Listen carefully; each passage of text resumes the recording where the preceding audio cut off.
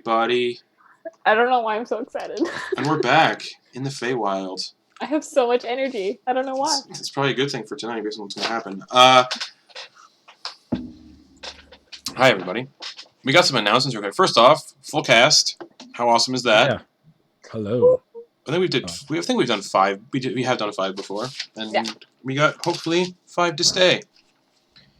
Some announcements before we begin. Go check out our Spotify and maybe Apple Music. I'm not sure if it is on Apple Music, but I assume it's the same kind of feed and gets updated at the same time.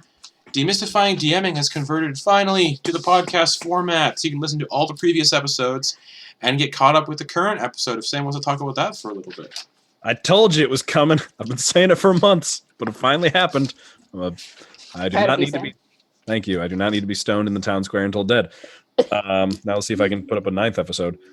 No, I will. Yeah, so they're all up on our podcast places. The one I tend to use is Spotify. All thanks to Garrett, who handles our podcast stuff. So thanks to him. So yeah, I put in the old episodes. I tried to run like noise reduction and volume normalization on the early ones, but like episodes 1 through 3 are kind of rough to listen to because of audio quality. But by episode 8, it is buttery smooth because, you know, I wasn't trying to record from for episodes 1 through 3, I was recording on like the camera. And by episode 8, I'm sitting with the microphone in front of me. Rest in peace, thumbnails. Yes, unfortunately. That's the one thing I'm going to miss. I won't miss taking 3 hours to edit each video. Hey, if you want, I could edit each individual episode to have a different thumbnail. Sam? Do. Sam? I need you to send pictures of you every time you make a new episode. Just a selfie of me recording? Yeah. Oh, it won't be like ridiculous faces. No, I missed the ridiculous faces. Like, anyways. I'll try and make a ridiculous face. But anyway, I put up episode 8, which is the longest episode yet, thanks to the format and the ease of editing now. So it is all about creating NPCs, making NPCs that your players will care about and be interested in role-playing with. Also, creating villains, ways to help your villains not die, ways, if your villain does die, what do you do? Stuff like that. Ways to represent more diversity in your NPCs and a strategy for that. If you need a little bit of help with that too. So check it out. Like over 30 minutes long. Beholder shopkeepers. That's not a good idea. Oh, it's a great idea. Speaking of beholder shopkeepers and Sam,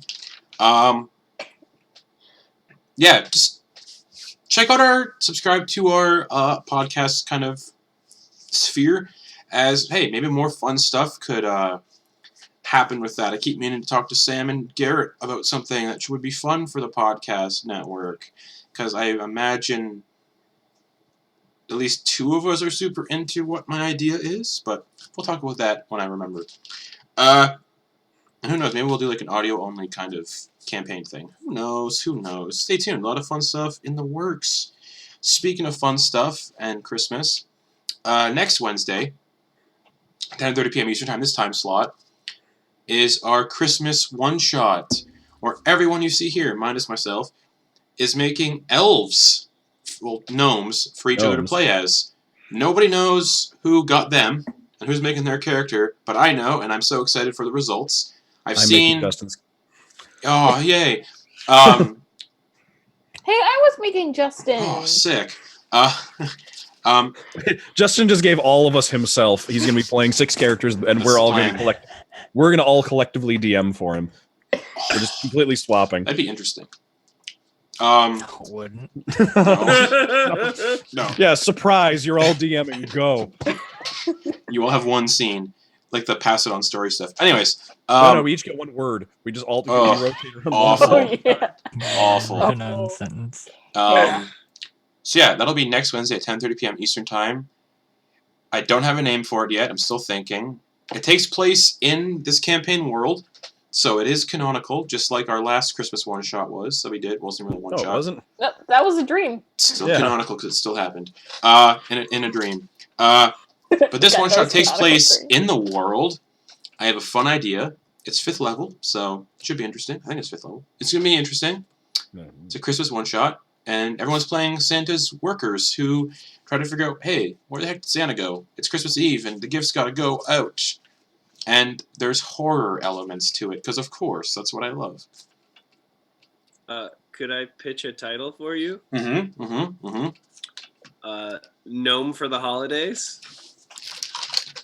So that's being written down, and that is the title.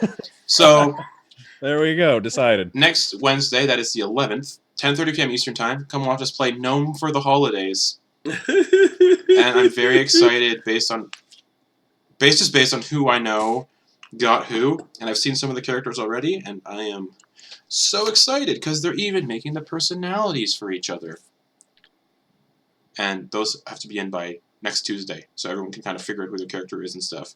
That also means tomorrow there is no Curse of Strahd game because I am out of town going to see a live podcast in Toronto, so I will not be around. And then the week of the 18th, chances are there will not be any more Beneath the Tide games until the new year. Maybe January 1st, I'm not sure. So stay tuned to find out. If not, I'll do a rerun of the Christmas one-shot. I'll do a rerun of the Christmas one-shot December 25th. Yeah, there you go. If I'm around. So yeah. Oh. And that also means the Curse of Strahd games are probably also going to be not happening until the new year. Descend into Avernus will be back December 8th with a new cast member, because stuff. And you may recognize said cast member from Soldiers of the Lich Queen. That's all I'm going to say. And it's going to be a lot of fun. Maybe Garrett will be there this Sunday, too, to see the continuation of his little guy's guest character arc. Man, that's a fun book, by the way, so pick it up if you haven't. But without further ado, it's time we get into this. Oh, and you are a mod on the Twitch, Sam. Am I? Yeah, those are subscriber-only emotes, I think. Oh, well. Oh, I am. Yeah, I got the little sword. And I need to add a podcast command to the Twitch, so I will do that later tonight. But That was very Irish. oh, thank you very much. So last time you guys survived volcanic breath from a dragon that lived in the volcano on the island that was awakened to basically defend said island, as you learned. But upon confronting the Stormfather and Descendrel, was corrupted by Far Realm magic, and now serves as a mount for Ash, who is currently possessed by said Stormfather. It'd be really cool if it wasn't for that part. Yeah. Oh man. Yeah, if Ash was like in his right mind, just riding around on a dragon. I have a dragon. I imagine the Ash is in, like, a part of him is just like, you know what? This is actually pretty cool. This is terrible. Get it. Let me out. Let me control my body. All right, this part's pretty cool. I'm riding a dragon. All right, I can appreciate this, but let me out. You guys mentioned basically what the fuck are we gonna do? Malon give you guys information about hearing rumors about the island and how a weapon could kill something stone dead inside the volcano. So you guys wandered to said volcano. On the way, you entered a swamp, dodged members of the what looked like and what was maybe assumed to be members of the Iron Catalysts, or the Catalyst of Iron. You guys let the two members pass. You continued through the jungle, avoided a rot troll, and encountered a halfling dropping out of a tree, covered in mushrooms, and looked like they were dying on the inside almost. I need to move that stream notification because it's right on Brittany's face. Rip. Boop. So yeah, that happened. And you guys met Leah, a halfling druid covered in mushrooms. And was just fascinated with things dying, basically. Complimented Noose on his weird clothes, made of skin and other assortments and appendages. And basically, with no questions asked, really, she joined the party And you guys proceeded forward into the volcano. Eclipse used a very clever trick to open said volcano's kind of magical door with clay that she pushed into the hand slot. Kind of understanding if she didn't do that, her hand probably would have been burned pretty severely, maybe even burned off. But you guys entered the volcano, descended down some steps, and encountered a Cambion. You guys fought said Cambion, killed it, and with the killing blow, its blood spilled onto the floor, opening a sort of secret passage down below. And going down below, you guys saw the passage kind of open up into a large open room with a circular sort of platform descending, and then just lava all over the place, with a cube on a pedestal. Everyone told Leah to go grab the cube. She did. And immediately attuned to it. You all mentioned, hey, this is probably the soul breaker that everyone's been talking about. And as soon as Leah activated it and picked it up, the pedestal she was standing on functioned as an elevator and sent her down, as a massive fiend-like creature started to climb up out of the volcano. Carnifex would know what that was. I don't remember if I said what it was. I think I said it was a pit fiend. Because it was a pit fiend. Yeah! Pit fiend crawled out, which would totally TPK the party, so they're like, nope, we're not dealing with this. And as they went to flee, the passageway they came down sealed, and they decided, okay, the only way down is to go down that elevator, which reset itself. You guys went down, and you ended up in a ritual chamber of sorts. Didn't have much time to look at said ritual chamber and kind of scan it around and try to figure things out because you guys wanted to examine this cube. And upon doing so, it burned some people, but it also opened up a portal to the Feywild somehow, and you all stepped through. Well, Ogden stepped through alone. The party decided, well, we can't just leave him in there, so they followed him into the Feywild. And you guys moved through a field. Some of you fell asleep, aside from Ogden and some others, because, you know, Ogden can't be magically put to sleep because he is an elf. And you guys met a small little satyr named Gimbal, who basically just laughed at you guys and then ran away. You guys encountered a village full of Fungians, little mushroom people. Shout out to Campaign 1 Fungal Love. You guys encountered some You said it. Fungians. You said it. And they offered you a place. I'm sorry to say. A place of shout out to one of our subscriber Twitch emotes. If you love Fungal Love, it's one of the Twitch emotes. Why do you keep saying it? Because Sam's face. So it's making me really uncomfortable. I can't even look at my webcam. Then don't say it again. You guys got basically taken into this house full of mushroom people and given a long rest. And Ogden cast Tiny Hut for you all to sleep inside of because nobody really trusted the mushroom people. Except for Leah. Leah. Yeah. Yeah. And you guys entered the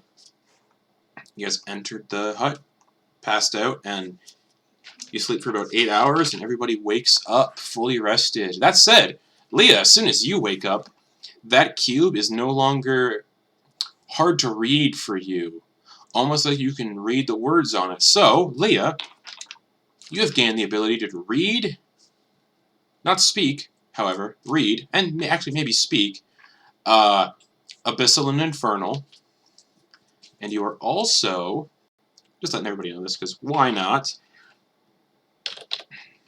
We're a family.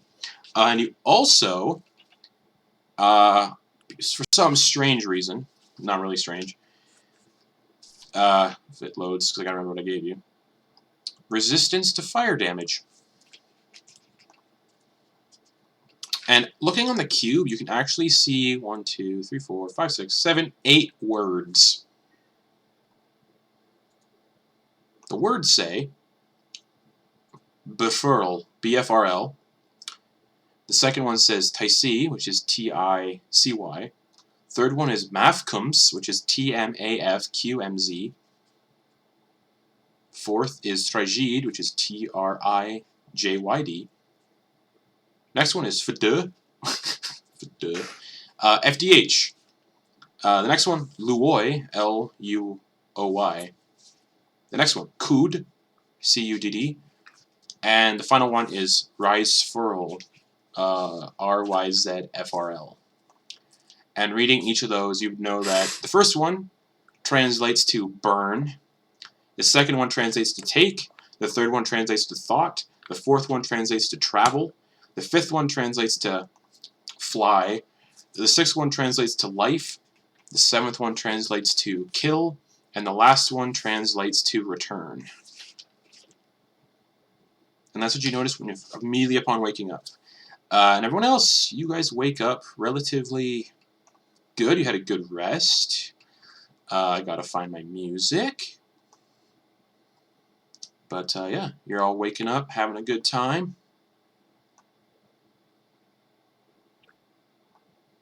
No mushroom people spying on you guys.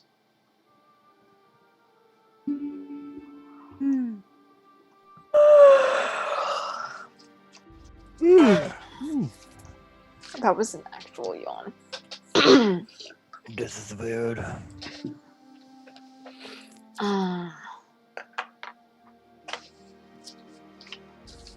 Right, we're in the Feywild.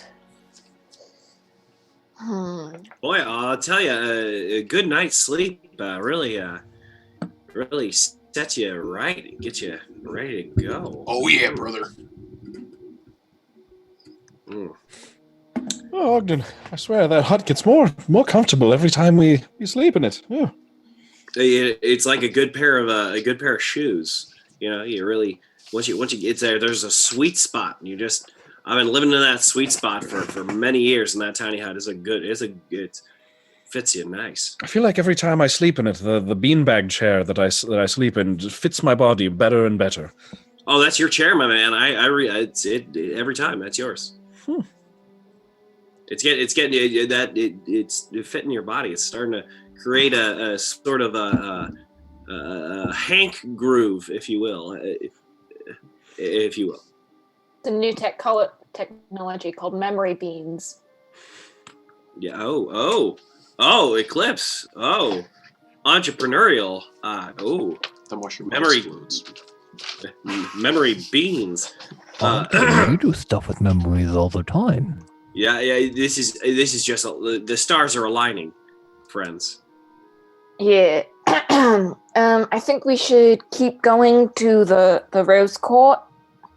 Oh yeah. Yeah. Don't want to spend too much time delaying. I don't know. Let's go now. I could read up on it. I have a book on the Rose Court. Oh, do you? Yeah.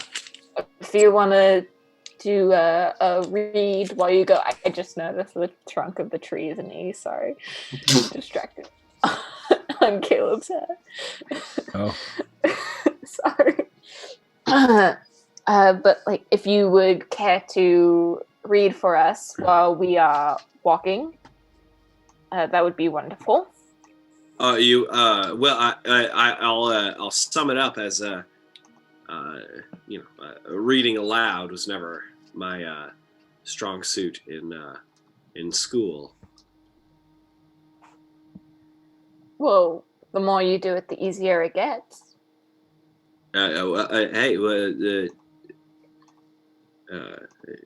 Whatever will, pass the time. That would pass the time probably faster than we think it will. But in the meantime, let's get out of this house. Sure, yeah. All right. You all exit the house, and you see the Fungian people roaming around, doing stuff, harvesting whatever crops they eat. I rolled my portents, too, by the way. Do you want to know those, or shall I surprise you? I would like to know them. I figured. I rolled a 9 and a 1. Excellent. ooh, a 1. I know, right? I'm just gonna connect to the Fungians as I walk by. I don't know what everyone else is doing. Okay. Just suspicion eyes.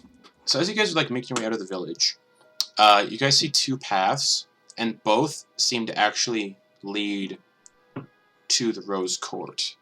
The westernmost path. Hello, Malin.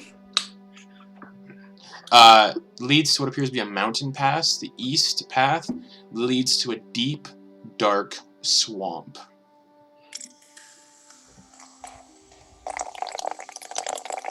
Captain News, I'm going to leave this one to you. Preparing my spells, brand old Piption. One of the Fungians waddles over.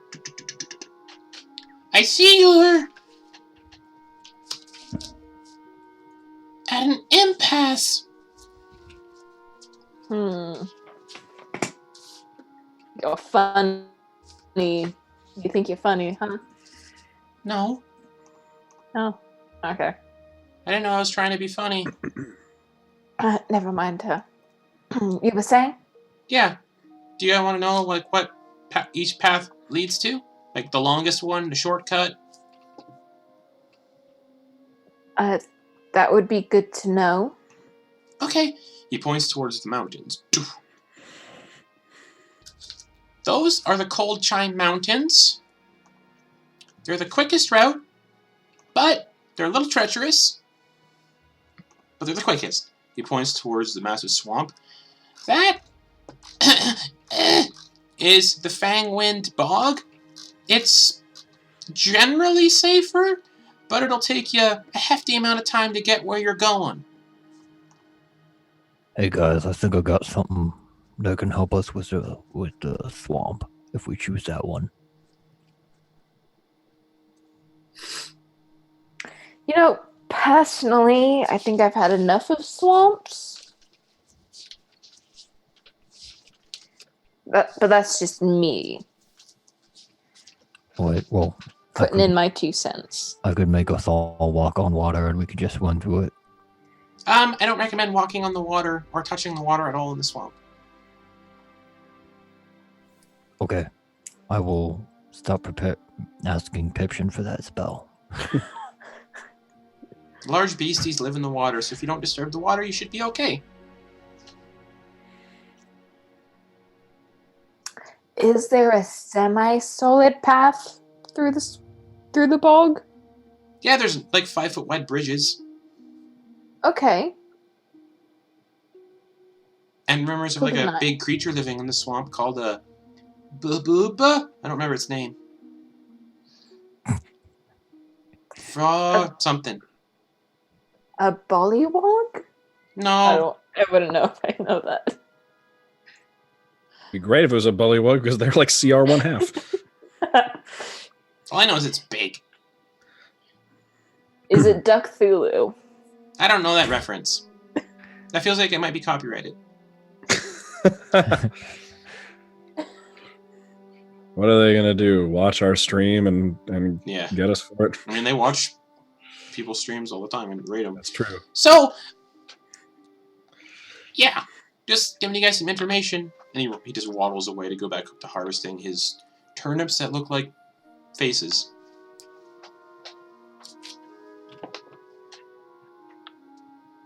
So I'm gonna let everyone put in a vote. I'm for the mountain pass.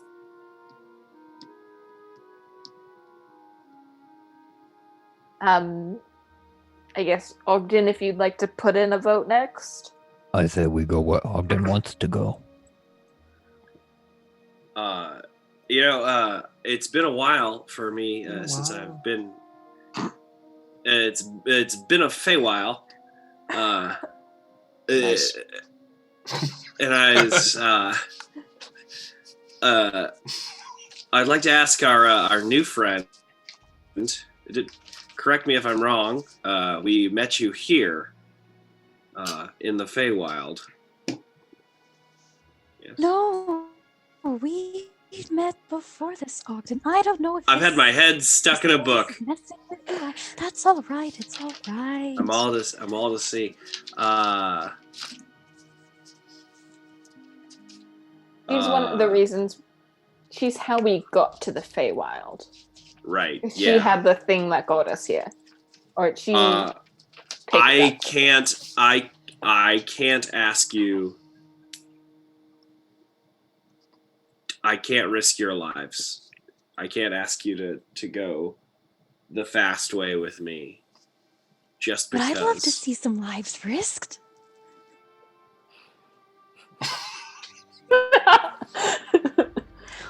I want to see the circle. Maybe Henry will die today and we can see if he comes back. He can tell us about his experience. I'd really rather avoid death, please.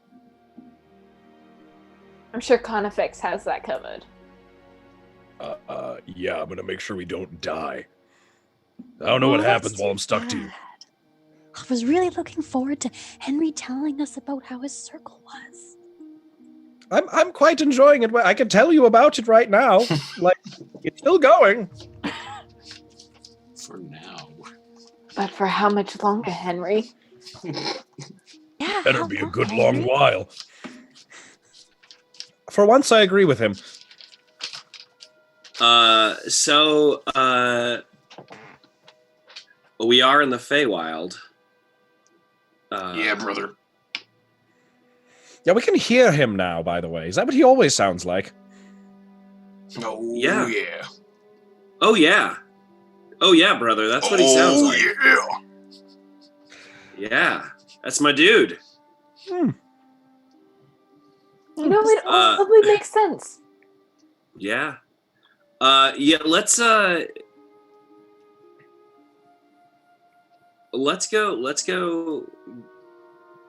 go the mountain pass then. I don't know whether to be scared that Justin got excited right now or not. Usually. I just have a bad poker face for anything. Yeah. Hey, Justin, want to play poker? No. You guys could literally talk about going to a tavern and I'd just be like, oh, these guys are so good at D&D. So, the mountain pass. Uh-huh. Yeah, we start heading down the mountain pass. Alrighty then. That means I get to change the music. Setting off towards the mountainous path, you look to the west and notice a treacherous path that ascends to a snow-capped mountain. And I get to change the music if I can find the music. Shout out to being allowed to use this music. Woo! Yeah, you guys can make your way towards the mountainous path.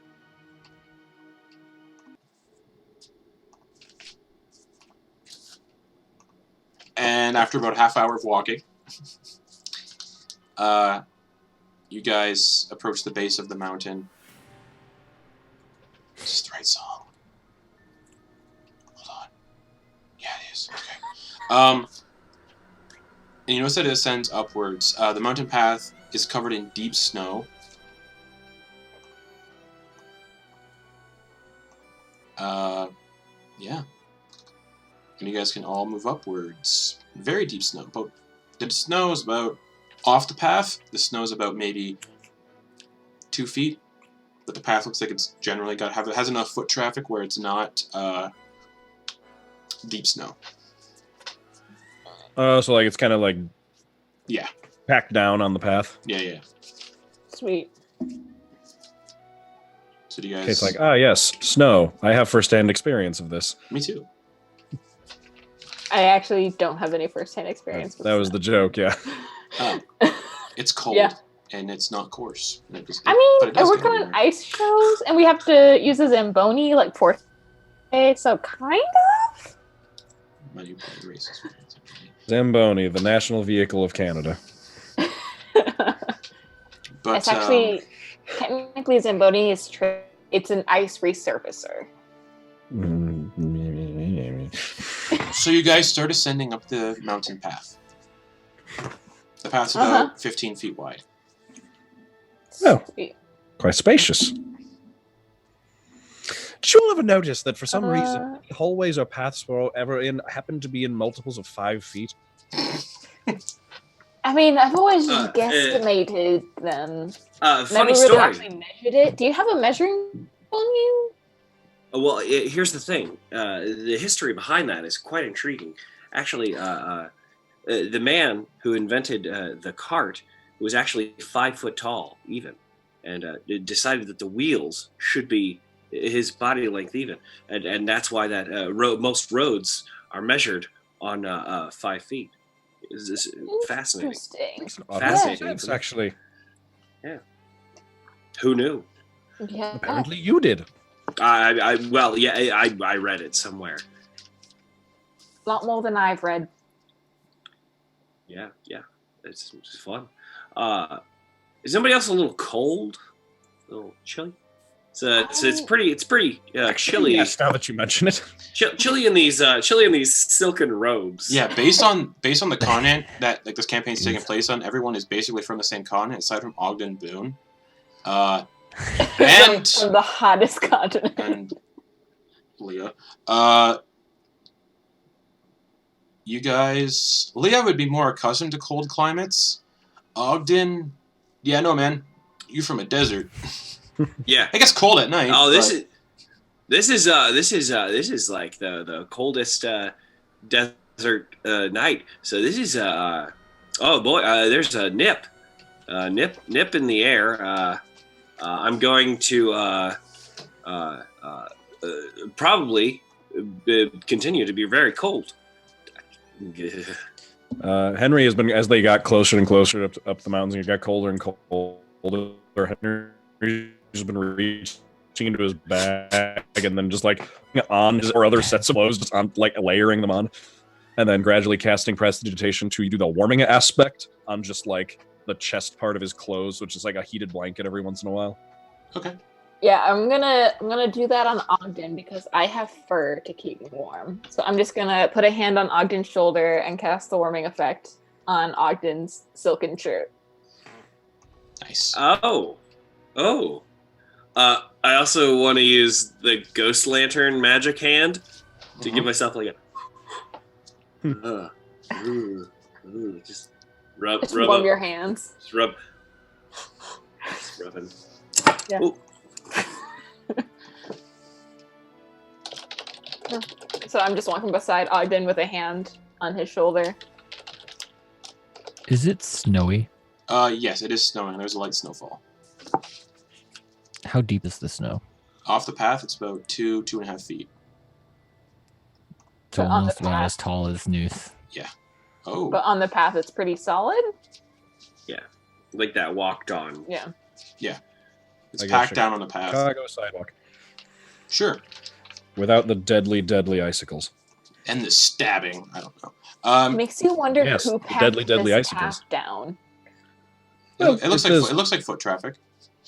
Just general foot traffic, like it's heavily General traveled. foot traffic. Sure.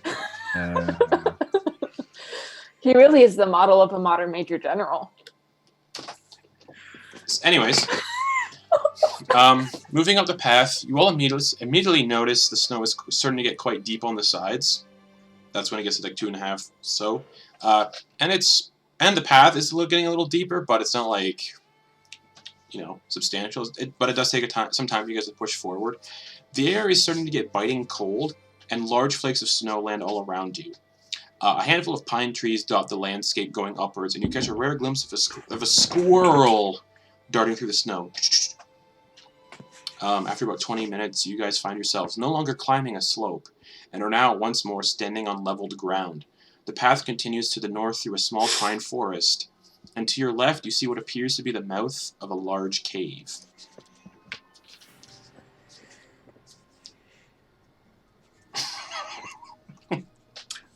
What is there anything I would notice about the cave?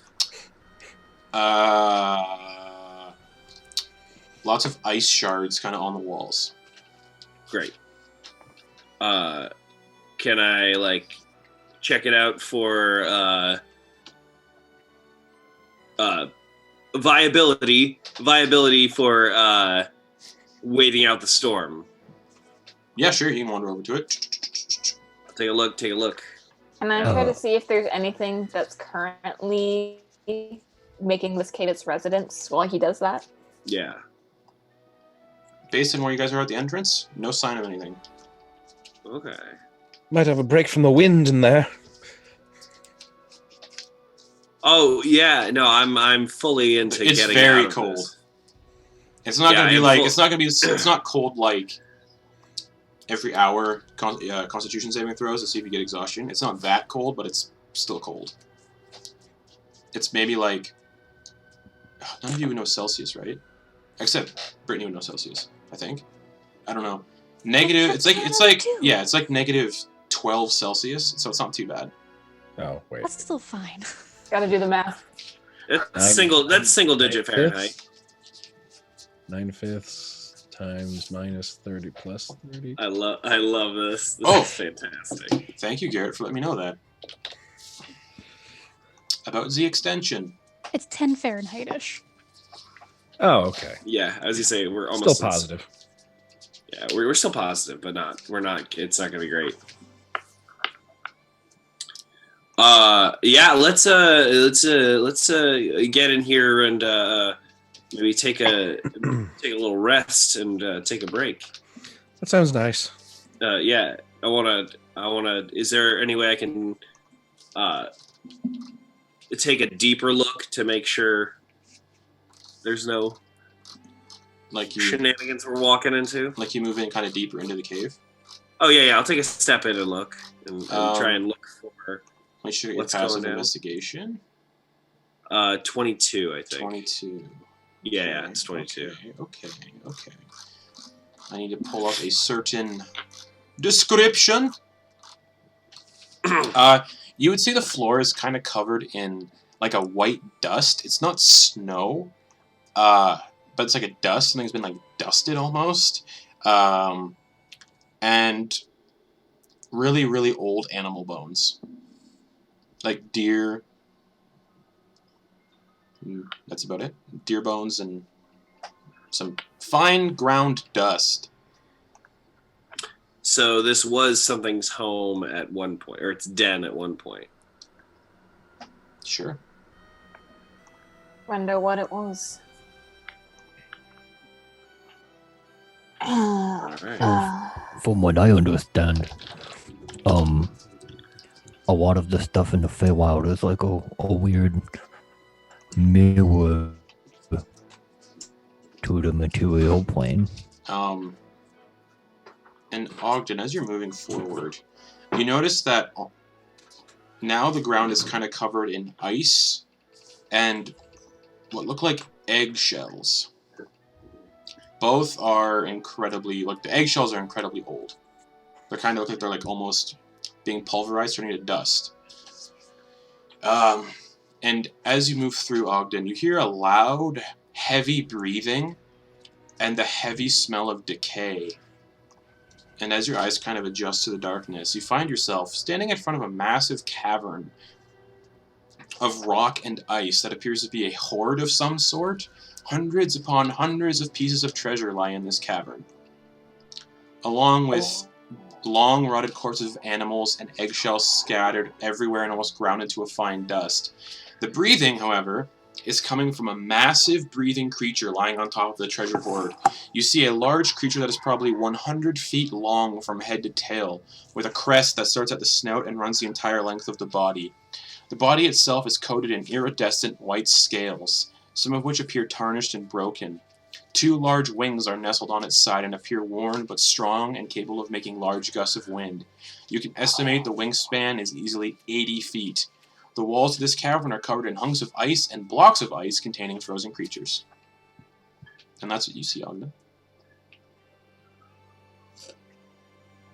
And it is just sleeping, just...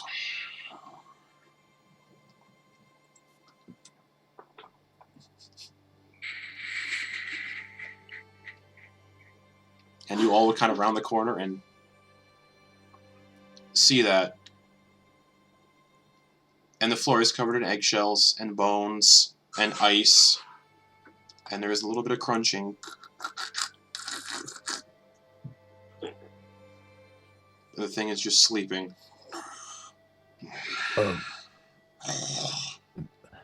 Nuth is gonna quickly cast Pass Without Trace. Mm-hmm.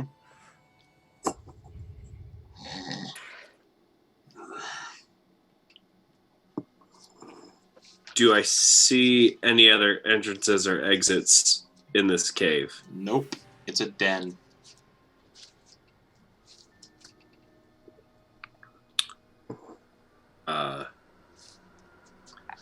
Have I seen inside this cavern yet? Or is it only just Ogden looking around the corner back at us? you guys all would have kind of like, I assume you guys were following Ogden in, but those of you who didn't have no idea what Ogden has seen. I'm gonna say that I stay behind, but I'm gonna silently walk up towards Ogden and kind of look around the corner where he just All right, saw. News, pass without a trace. It's only with creatures you see. It is.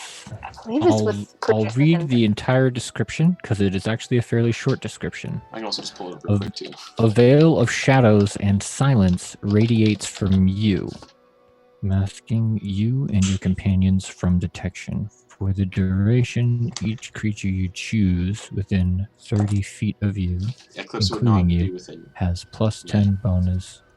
Oh, So Eclipse. I thought we Eclipse were is at the mouth. moving as a Eclipse group. said she was at the mouth of the cave, peering in. well then I wouldn't have cast it if not everybody was there. Okay. So yeah, Eclipse, you kind of wander in, and slowly you are trying to like do your best to like avoid the hundreds of eggshells and bones scattered across the floor and the crunching ice, to do your best to move around as quietly as possible. And you see the sleeping form of this 100-foot long creature covered in iridescent white scales and large wings. Can I see if I can find any items in this pile of gold that stick out to me? It's sleeping on the pile of treasure, and it's about 50 feet away. I have the dimensions on that. But there's like no magic items like sticking out. There's no chalice. There's no like. You can't really make out anything from this Item. distance, but all the treasure is about 50 feet away. It's just a pile upon piles upon piles, so it's just all just a mess. 50 feet isn't far for a cat's vision. I understand. Alright. I want to put a hand on Eclipse's shoulder and just give her a.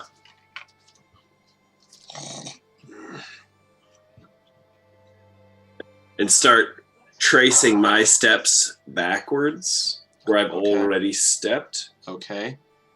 Just like Danny Torrance in The Shining. Very much trying to do the same Okay. exact path. At this point, since you're walking backwards,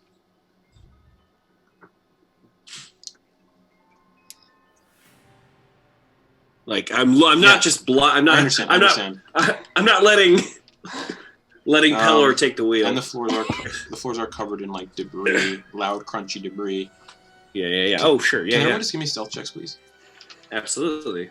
Wait, everybody? Yeah, you ended Pass Without a Trace. Well, I didn't end it. Well, I you didn't never cast- cast that's what it I if none of us were in third. But understand. you said everybody was split up. And then Eclipse joined So you guys, why- and now you guys are retreating, so I'm asking for a stealth check. Okay, so question then, because maybe I was just out of the loop there. Mhm. Were all of us together except for Eclipse? Yeah. You guys kind of... Ogden, Okay, Ogden, went, I thought- Ogden went in ahead, and then you guys followed in maybe 20 feet, 15 feet behind him. Okay. Either way, So then stealth checks from everybody, please. You can still do Pass Without a Trace. It'll end the whole stealth check thing. But, It won't end it. It'll just mean It just it's adds plus 10. oh, you can drop Pass Without a Trace if you so want to. Okay, I will do that. I will cast Pass Without Trace. Okay. So everybody still does their stealth checks. Yeah, but with a plus 10. Then Henry got a 22. Okay. 22. I totally didn't forget my dice in the living room. Alright, Eclipse, what'd you get? 16. With a plus... If I'm not... Wait. Am I in the range of the spell? Yes. Yeah, you're all Okay. everybody. Then that's a 26. And you did roll disadvantage because you're heavy armor, right? Yes. Okay. Ogden.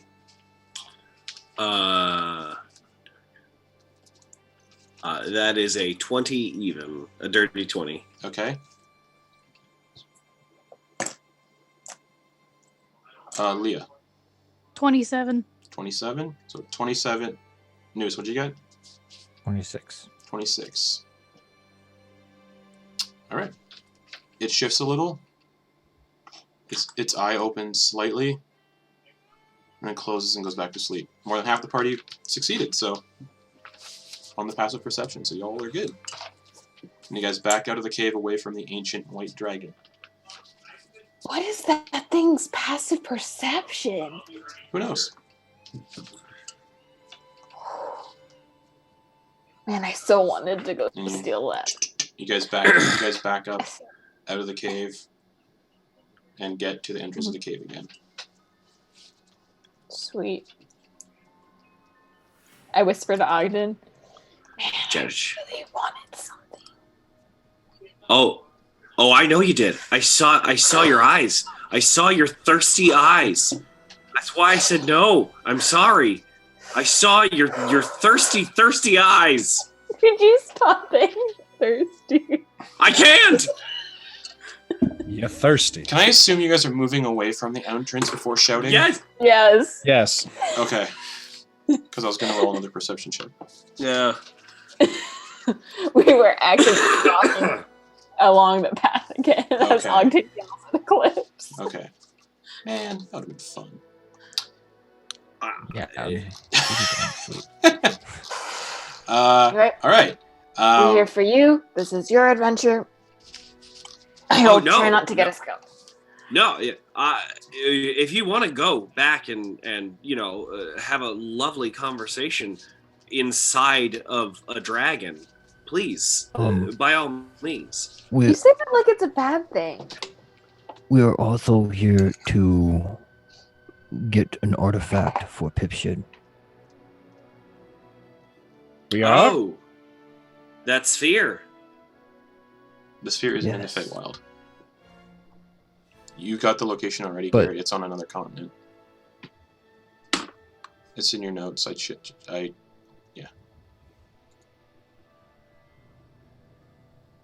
I'm sure since we were in the Feywild, we're not out of the gaze of Pipshin, and I'm sure if there's a direction we need to go, Pipshin will point us in that direction based on his presence here in the Feywild. But I don't mean to speak for a deity. I don't mean to speak for a deity.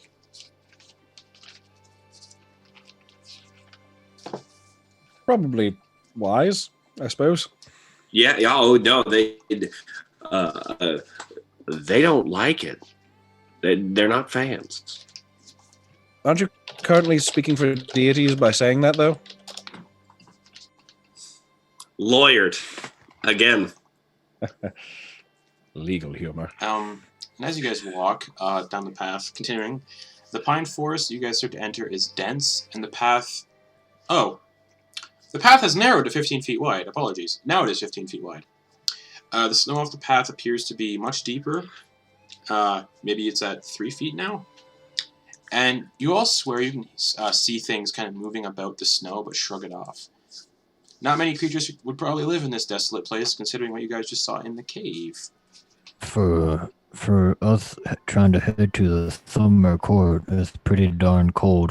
Are we really heading in the right direction? Oh boy. Did anybody trust the mushroom man we took advice from? Do. I'm gonna look at his passive perception real quick. Cool. Ogden, through the blowing snow, you would actually see the rose court in the distance. In the direction Well, you guys are headed. I see it in the distance, so that's one. Oh, okay. All right. I want to use the Ghost Lantern's mage hand. Mm-hmm. I could cast it so it's making sort of a plow in front of us to kind of shove some snow aside. Yeah, sure. As best as 10 pounds Yeah. could do. Yeah, sure. You're like, At least like a little bit of a Yeah. a little bit of all right. a, like that one dog in Alice in Wonderland that has its mustache thing that gets. I just want to clear in the path. I love that. So- The trees are tall and blot out any sunlight, but they're not like, they're still like sparse, so you can still like It's sparse and dense in places, so you can still see. Large flakes of snow continue to fall, and although the area is eerily quiet, it's quite beautiful to look at. However, in the distance, up ahead about a little bit, you guys can see a sort of clearing and the remains of a campsite. The path continues beyond to a narrow wooden bridge with rope supports blowing gently in the wind.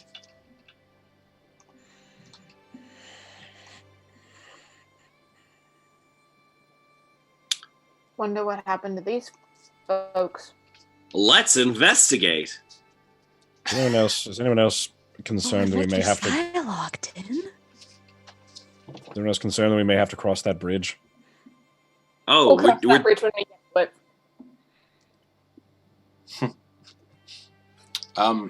So Ogden, you want to investigate the campsite? I'd be a dream and a treasure.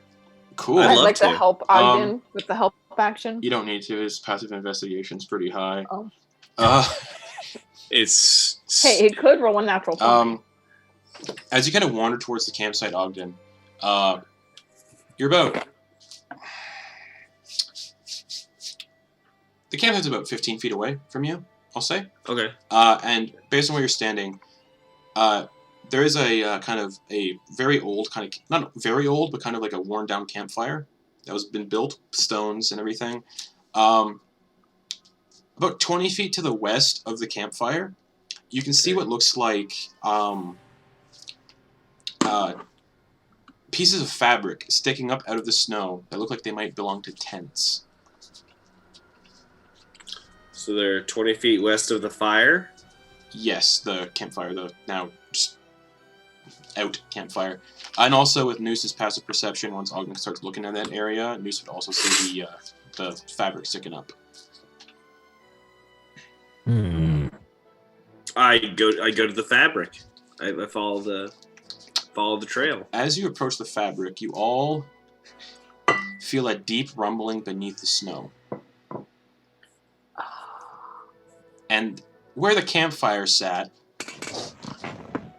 bursts a large centipede-like creature out of the snow in a cloud of steam, its body pulsing with heat. Wing-like fins flare from the back of the creature's head, and its wide mouth brims with jagged teeth. It makes a strange screaming sound and lunges towards you all. To the south, down the path you have all made your way down from, a similar creature bursts forth from the snow, but far smaller. So with that, we're going to take a quick break, because I have to set up a map. We're always switching to Roll20 as I need. I'm going to have everybody roll initiative when we come back, so we'll see you all in 5-10 minutes for some combat, as Sam says. So we'll see you guys very soon. As I have said one time or twice. Or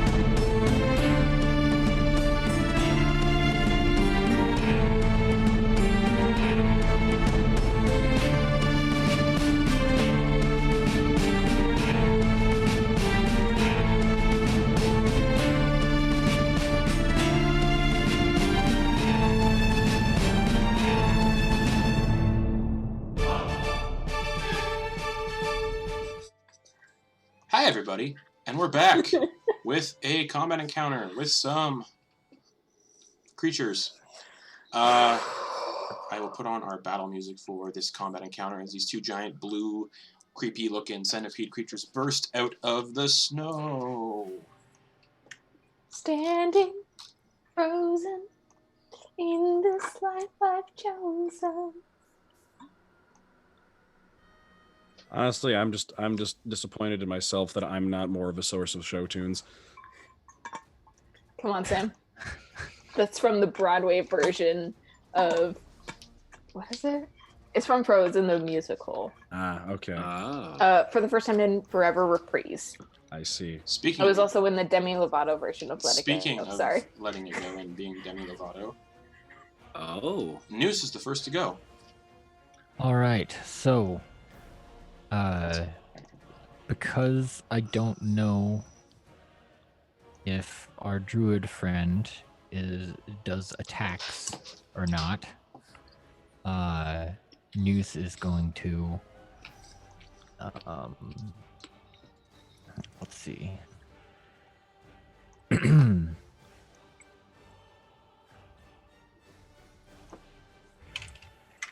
He is gonna raise his both hands up in the air.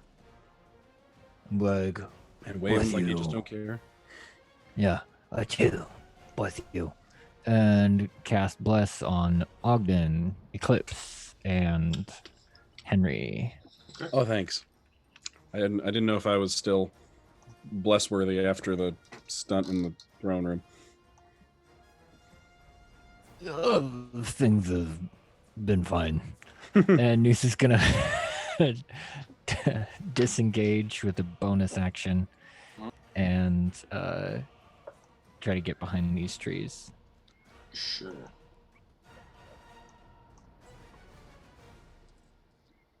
Oh my god.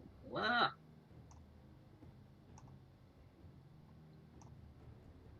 There we go. I don't like that thing goes before me. I don't like it. All right. So, Noose, as you go over there. Oh, you weren't here when I mentioned this to everybody. Just so stream knows as well. Any snow that's not on the path is difficult terrain because it's 2.5 feet deep. Cool. So, Yeah. So 5, 15, 25. all right. That ends his turn. Yep. Bonus action, movement. Henry Lofferton. All right. Henry's standing there going, what do we do? What do we do? Oh no, oh that was a terrible. Oh, that was a terrible. Oh, I don't want to get eaten. And Carnifex goes, we out, and is going to cast Fly on himself, and it has a range of 30 feet, and it's a 4th level version of Fly. So therefore, I can cast it on another person. So Ogden Boon, you start floating. I do believe in fairies. I do. And then Henry is going to move the full movement of Fly, which I'm going to look up right now. I believe it's 60 feet. Yeah. Henry's just going to fly 60 feet straight up. Okay.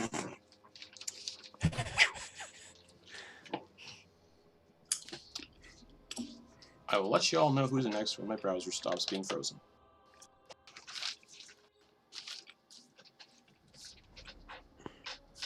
All right, cool. So Henry, you float up.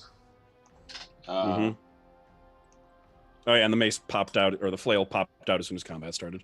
Excellent. Sorry, actually, and bonus action because I feel like this is worth it. I'm going to put the Hexblade's Curse on the biggin. Would that be 2 spells? No, the Hexblade's Curse, not Hex. The Hexblade's Curse Gotcha, is a nice, class nice. feature. Yes. Nice. Thank you. All right. So. Claps all around. Oh my goodness. All right.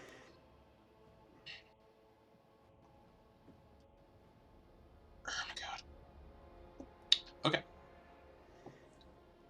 Unfortunately, I think I can't display the battle map on OBS right now. Because it's taking up all the OBS usage for some reason. Sad. Yeah. Sorry, guys. Let's see if that fixes it. Probably won't.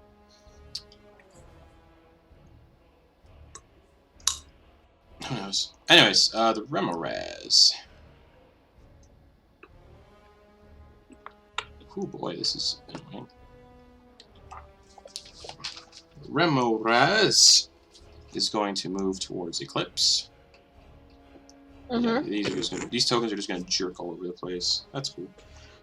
And Oh, hello. and It just looks so absurd when it moves. It's so big. and it's going to make a bite attack against you, Eclipse. All right, come at me. Math. 29 to hit. Yeah, that hits.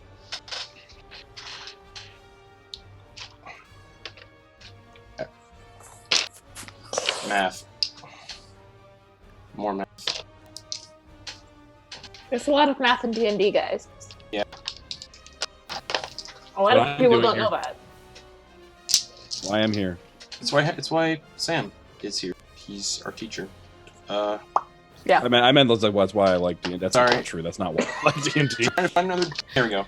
So Eclipse, you take. Oh.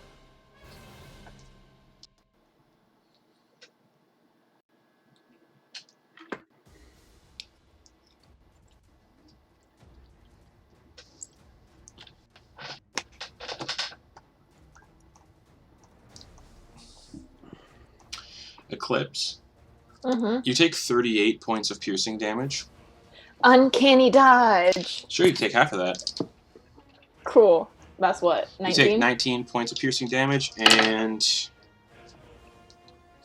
12 points of fire damage. So 6. So actually 25 points of damage. And you are grappled in its jaw and restrained. I don't get to make a saving throw? Nope. Are you resistant to fire damage too? Or I was am it not. that one That's- strike? Oh, okay.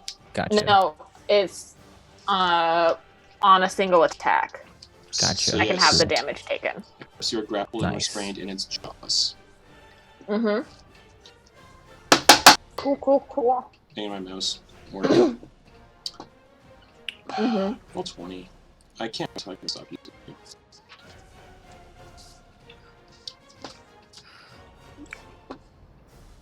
Sorry guys, this is really annoying. Anyway, Ogden Boon back. Perfect. Oh, am I going now? Or is it still the... Correct. Yeah, it's The your beastie's turn. turn. Clip. Sorry. Okay. I'm trying to like maneuver everything right now, and it's very hard. Okay. I'm gonna use my action to try to escape the grapple. Athletics check, please. It can't be an acrobatics to squeeze out? Yeah. Use this guy. Also, just I don't think this is affecting the stream at all, but the Roll20 is playing music, and I think you're also playing music. That's annoying. Like I'm getting 2 songs. It's like whenever I can hear strings from another. You sure that's not I can't do acrobatics to get out of there? Athletics. Alright, that's only a 9. You are still in his jaws. Oh, I would love Ow. to maneuver things, but my browser froze again. Oh boy. What can I do? I don't think I can do anything. That was my action to try to get out. Yeah, and you're restrained. Don't make an attack while you're in its jaws. It's just with disadvantage. Okay, yeah. I'm gonna try to attack at it with my short sword of life stealing. Sure. Give me an attack roll with disadvantage. Oh, not too bad. 18. 18 hits. Roll damage. No sneak attack though. Yeah. Do something. Wouldn't it be sneak attack? No, because she's disadvantaged. Oh, Yeah. gotcha. Well, Because she's okay. restrained. All right. Yeah, got it, disadvantage. That's a thing Cancels that. it out. Yeah, that's that one extra little rule that's very difficult to remember. Is that like any source of disadvantage just ruins sneak attack? Yeah. That's only a 7. To hit? No damage. Oh, okay. Alright. And as you slash, you kind of feel like a like heat radiate from the wound.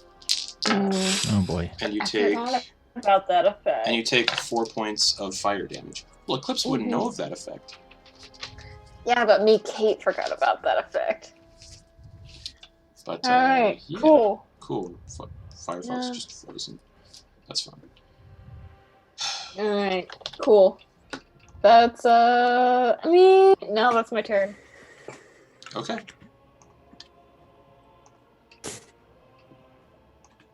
Save me, Ogden Boon. You're my only hope. Da, da, da, da, da, Ogden Boon. Oh, Apologies, everyone. I have to reload everything. But yeah, so it'll be Ogden Boon's turn. You're floating up in the air. Eclipse jaws. did you need me to wait on my turn for anything, or just go? No, Because I know you're loading stuff up. I can I just try to figure things out when it's good. I don't want to, delay everything with technical difficulties. perfect. As long as you're comfortable with stuff, I'm good.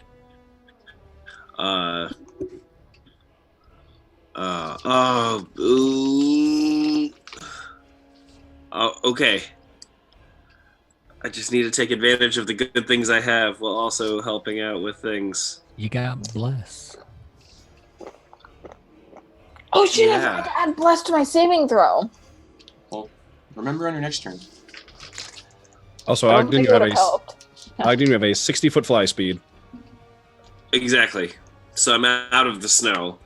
Shit boogers. This is hard. I had an idea, but then I was like, fart blossom. She's really, you know what? Everything will be okay. I can Just I do can it. fix her. I can fix Yep. her, by the way. Everything's okay. Noose, I know she's a cat, but not cool, man. Hey. I'm going to Me too, the campaign. I'm gonna throw a chromatic orb at it. Do it. Okay. Hold on. I accidentally deleted Eclipse from the turn order Are because you- everything is are going you- down. What are you doing for movement? Sorry. Yeah, no, I'm going to wait, hold on, let me read something. Remember, you do have a fly speed, Ogden. I do. Thank you. Yes. Okay.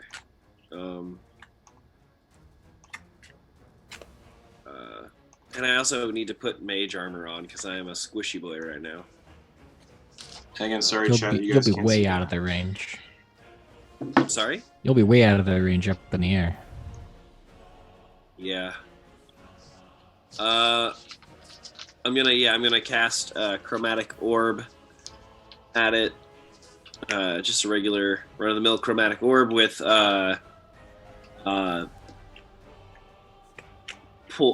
acid damage. At the big one? At the big end. Okay. Go for it. Cool. Ooh, that is 16. 16 to hit. That misses, unfortunately. Oh, does bless add onto that? Yes, bless. Roll d4. Okay. 16 plus 2. So that's a 18. Hits. Roll damage. Nice. Okay. Yay, bless.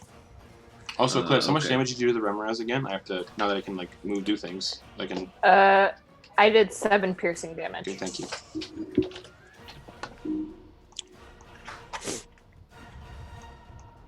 That's 13 acid damage. Alrighty. Yeah, you throw this from the air. You huck down this chromatic orb and just hits it in the back of the head, and you hear acid sizzling on its nasty flesh. And then I want to, get up there 60 feet. Up in the air 60 feet. Yeah. Sure. Ogden's just swimming through the air. Oh, yeah. All right. Leah, it's your turn. There's one in front of you. There's one behind you. Ogden is flying in the air. I believe Henry is also flying in the air. Mm-hmm. She is gonna speak with animals and just try to talk to them. Be like, "Hey, what's going on? We wouldn't do anything. What's up?" In the spell description, does it specify beast?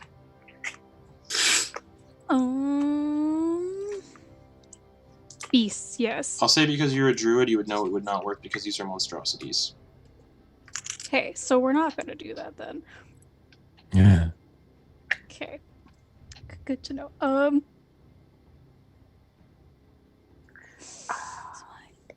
10 feet. Okay.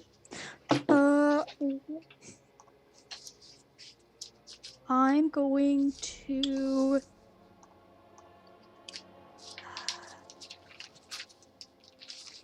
to cast infestation towards the one in front of me, and it has to make a The big one or the smaller one? The smaller one. Okay. And it has to make a con save of 14. Natural 1. Sweet. So it takes 2d6 damage plus or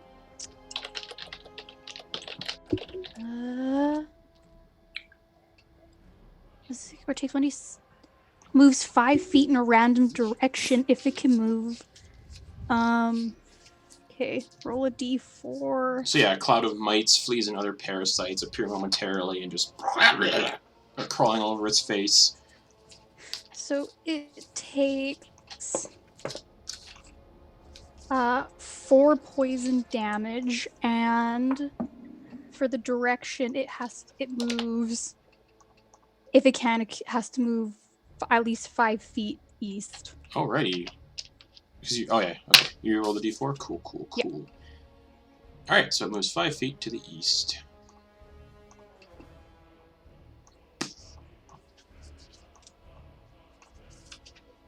Alright. I think that's gonna be my turn. Alrighty. Icarus. Sorry, I have a cough drop in and I almost choked on it. I was so excited. Death saving throw. Yeah, death saving throw. The rules for suffocation are separate. First you suffocate, then Yeah. you start making death saving throws. 17. Nice. I wasted a 17 on a bit, but I'm into it. So I want to fly Icarus.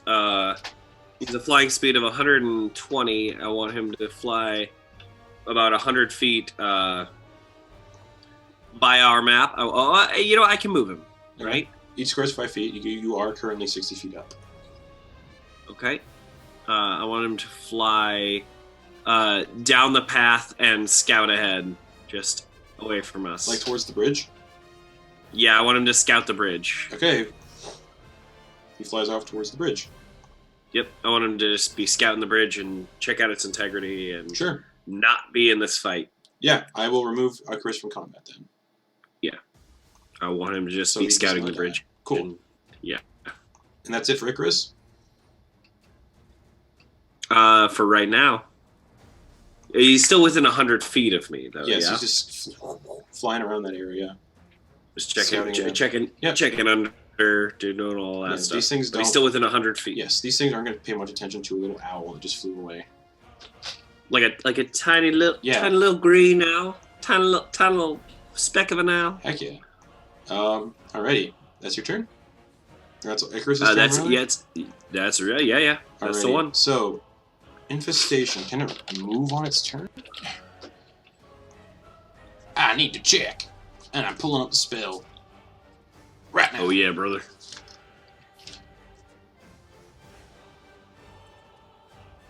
Yeah, it doesn't say anything. Cool. The baby Remrise did not like that, so he's going to move up to Leah. And it is going to make a single bite attack against you, Leah. Oh, no. Natural 20. Welcome to the party.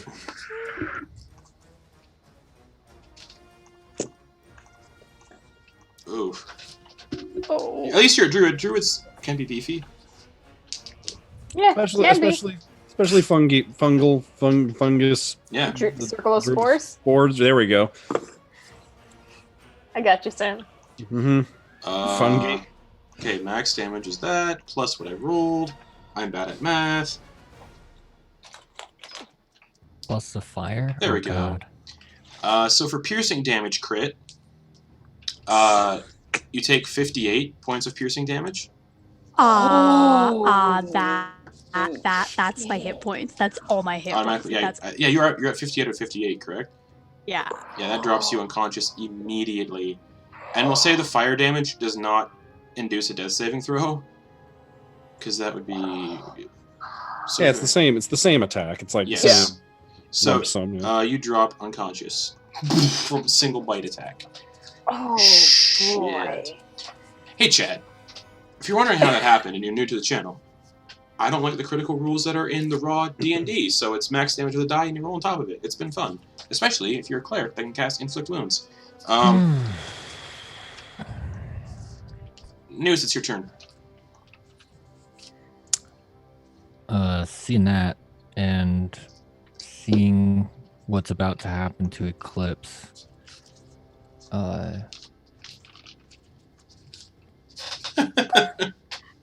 Eclipse, this is gonna hurt.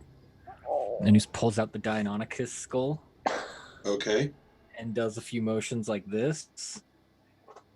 Mm-hmm. And Eclipse, you feel your skull and your bones start to expand, and your fur and your flesh starts to peel off and peel away, and you grow to the size of a Tyrannosaurus Rex.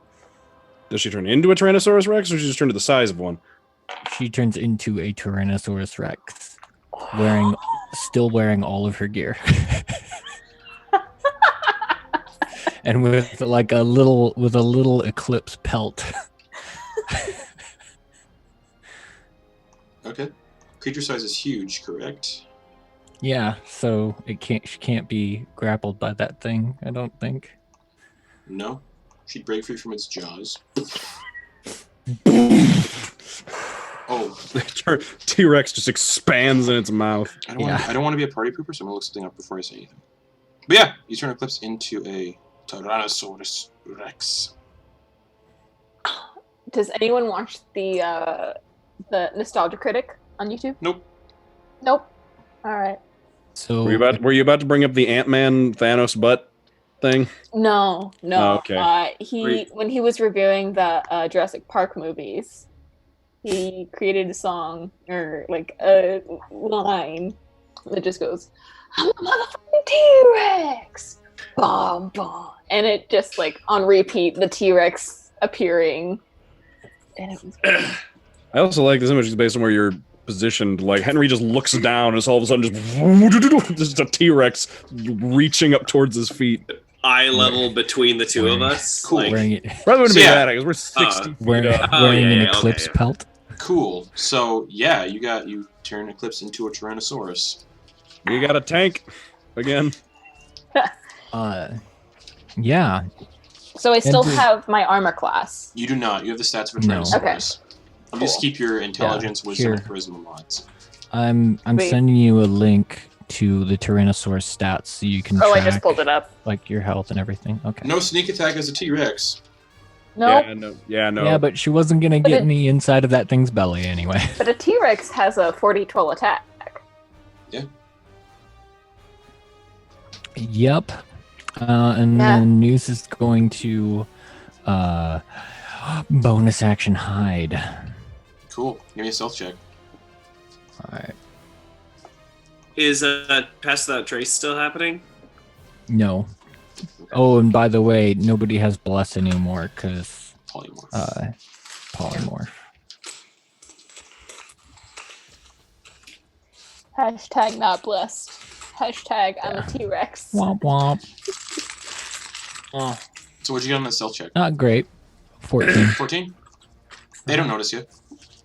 Okay. Their passive's pretty poop. Fine with the Tyrannosaurus. Alrighty, so that's Noose's turn. It's Henry's turn. You just see a T-Rex appear out of nowhere. Just Wowee! Wow! Whoa! Wow! Hello! Ah! But it is still wearing her magical items which is like a sword. because they adjust to her size. A The sword sword, the dagger, the armor, and a pistol. and a pistol. Yeah. At least that's how I'm Rex and Samurai. flavoring the. Hell yeah, Dungeons and Dragons. Yeah, that's how I'm flavoring the polymorph. Since I know you can flavor the polymorph to either have the items they're wearing expand with or to I can't use actually anything. disappear. Yeah. No, but So- it just looks adorable. Samurai doesn't T-Rex. Okay. You know, there's this spell that warlocks had. I don't know if you might not have heard of it. It's kind of obscure. Eldritch Blast. Which one? I've never heard of that one. It's kind of underground. You might not have heard of it. Let's go with the Eclipse. Are you gonna be facing off against the biggin? Probably. All right, then I'll help Eclipse, and I'll just be floating above her and just blast down 2 blasts from my flail. Yeah, go for it. Yeah, it just starts corkscrewing like in a spiral pattern off the end of my arm and glowing red, and then blasting off 2 energy blasts like a railgun. Alrighty, you go boom, boom, and 2 of them come out, and the first one is a 17. that just hits. I didn't roll the d4, but that's okay. And then the other one is a let's roll a d4. Oh, bless And- is gone. Is it? Yeah. Oh, Yeah, that's right. bless is Oh, gone. But you never still mind. you have It is Hex, gone. don't you have Hexblade's Curse on the big one? Yes, but it doesn't add to 2. You know, it adds 3 to damage, correct? Yes. So that second one is not going to hit. It's like a 10. No, it doesn't. So, first one hits though. So that is 14 points of force damage. 14 points Blammo. of force damage. Yep. Cool beans. Hits it in the face and it looks up at you confused and then looks back at the T-Rex like, what the fuck is this thing? It's never seen the T-Rex in the Feywild. Especially on its mountain. What is that? Trigger an avalanche. Alright. Fucking T-Rex. Anything else, Henry? No, that'll be it.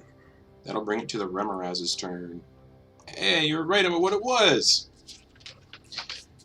It's gonna bite the T-Rex. Come at me. For I have sure. so many hit points.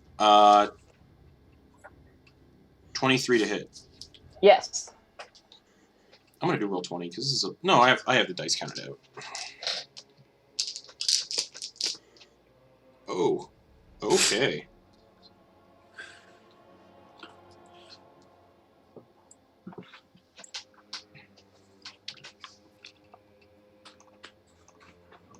So the T-Rex takes 43 points of piercing damage. All right. I can't use Uncanny Dodge, can I? Nope. Nope. Cool. No class features. And 16 points of fire damage.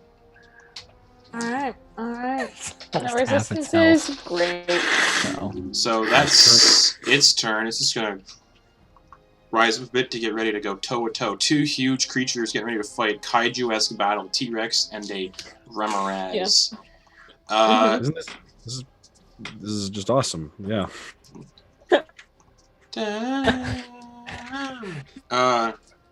Round 1. Fight. Ash comes in on the dragon and just comes into the fight too. flies through the background. There's a rainbow. There's a unicorn with lightning striking in the background. This is all painted on the side of a van. Gundar coming through, one-eyed Jaeger. Anyways, Jaeger. Eclipse. Gundar in a Gundar-shaped Jaeger. Eclipse, Yeah. it's your turn as a T-Rex. Great. I'm just looking for my T-Rex die. All right. I'm gonna do a multi-attack. So the first attack is a bite. Yeah. For a 20 to hit. That hits. Great. So that's 40-12 plus 7. Mm-hmm.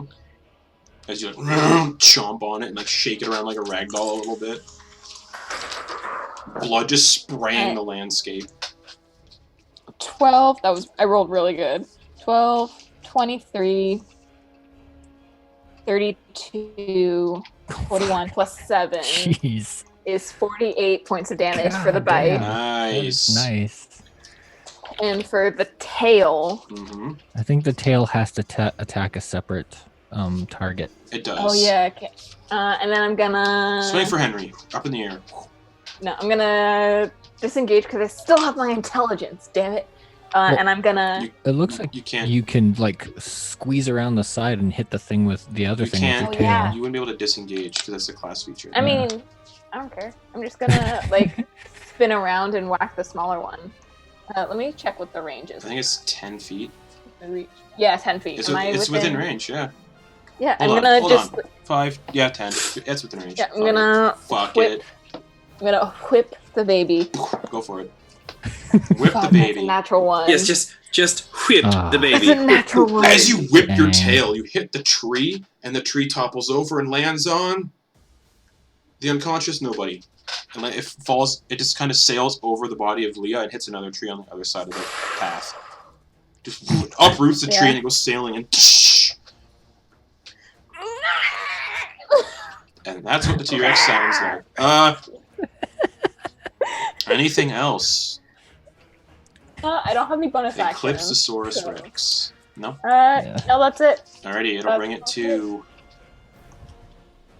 Man of Pleasure, Ogden Boon. Yeah, that's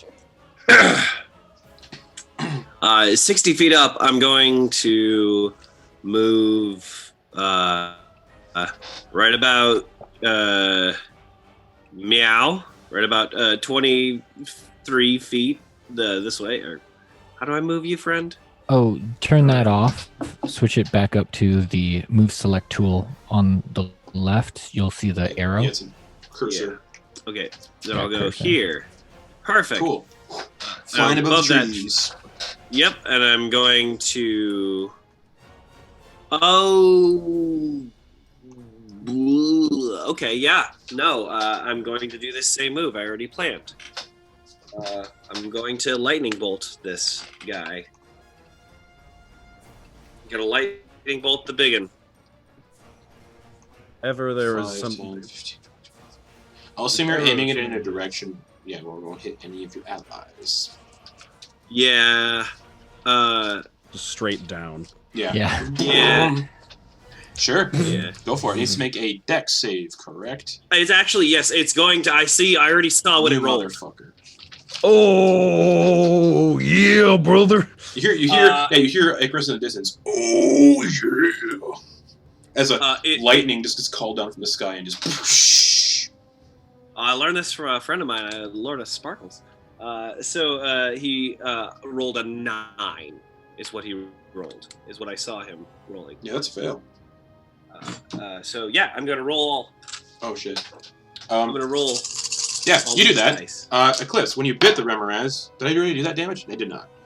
You take 7 points of fire damage from the bite, and when you hit the small one with your tail, you took 14. You didn't hit it. She didn't Oh, that's hit it. correct.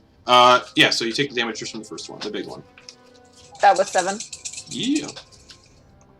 That was sorry. And roll me that lightning. Call down the lightning. You hear Ash just chuckle in the distance.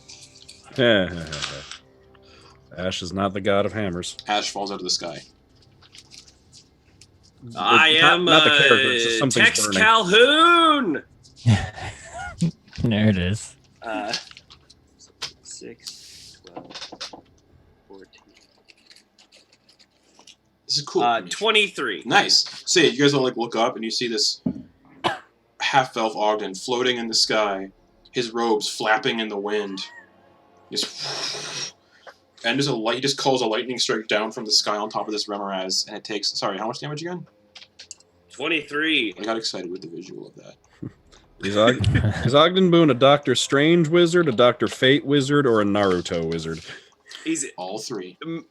I was gonna say some of these. It was a mixture of Avatar: The Last Airbender, the blood bending, which is one of my favorite terrifying moves, and also a little bit of what's her name, Peridot.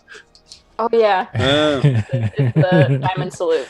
Yeah, my diamond. I have no idea what we're talking about. My diamond. Oh, sorry. But yeah, it's a cartoon. I love. I love it too. You call down a massive lightning bolt, and this thing screams, just and that'll bring it to anything else, Mr. Ogden Boon. I don't believe I have anything else at this current moment that I can do. Alrighty, Leah, I unfortunately need a death saving throw. Oh right. Yeah, that's not happened. 6. That is a one fail as you like. You did. Uh-oh. It might not be afraid of death, but I am. Yeah. It is the young Remoraz's turn, and it looks down at the food in front of it. No. You guys got a cleric. And I threw a tree at it. That is that there's enough of her left for me to revivify.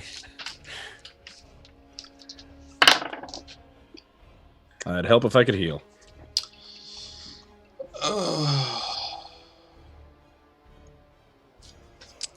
To be honest, it was either going to be What's you your or AC? Eclipse. It rolled a 14 to hit. 18. It goes to bite at you and it bites into the ground. Just that was close. I rolled a 7 and an 8. Praise be the fungal lich. Nice. Yeah. As you guys see her like bleeding out, you kind of see this mushroomy figure, kind of like come out of her body like a spirit. It's a portly little mushroom guy wearing like a cloak of like a fungal cloak, holding a staff, and he just raises his hand, and the thing kind of just diverts and bites into the ground, and he disappears. Poof. Shut out. Cool. That'll bring it to Noose. All right. So, while hidden,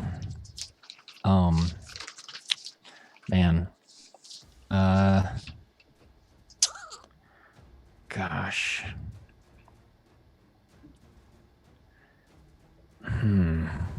This is so tricky. Because if I bring her up, well, she does get a turn right before it, so. Death saves be set at least too. Yeah. Yeah.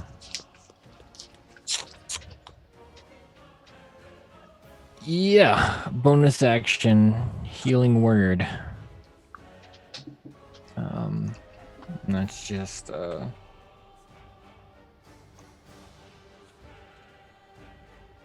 Ooh, 4 plus 5, 9 points of healing to Leah. All right, she is no longer unconscious. She is laying on her back, prone, with 9 hit points. So open your eyes and that's above you. Looking down at you, it's like Maw dripping with saliva. Lean your head back. There's a Tyrannosaurus.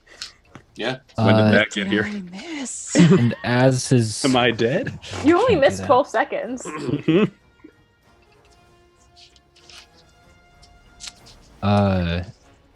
Crap.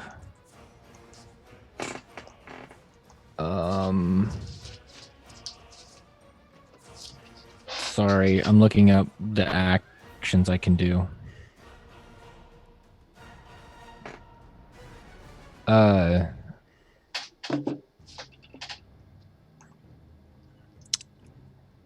Again, sorry, I can't do too much here.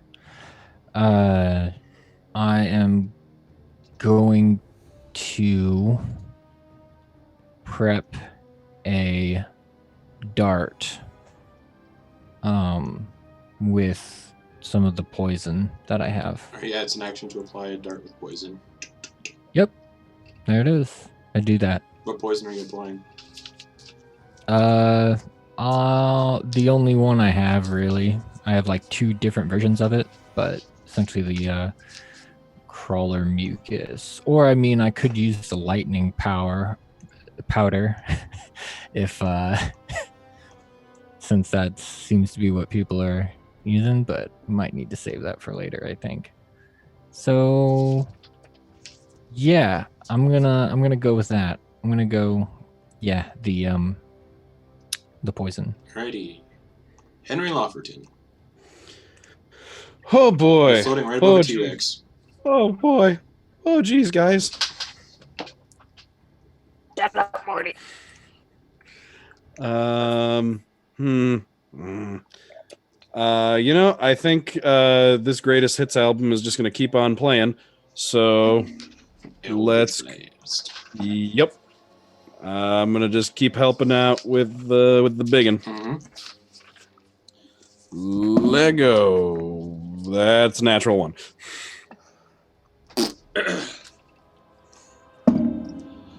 That's a 19 on the die, which Because Hex. It's a critical. Hexblade's curse is a critical. because Hexblade's curse is a critical. Yeah, it is. Max damage plus roll damage is you like the first one kind of just farts out of your hand. The second one you just channel, it just poof. The first one misfired, and the second one was like both combined. Yeah, just both of them like It'd be, like, swirling around each other. spinning Yeah. backwards. Just Henry just All just right. poof. So max damage is 7. Whoop. Like the idea of you like trying to do it and then Yeah. 17 plus 24 points of force damage. 24 points of force damage. Nice. Poof. Hits it on top of the head, and it just lets out a shriek. Special beam cannon. And it looks up at you, wishing it could snatch you out of the sky.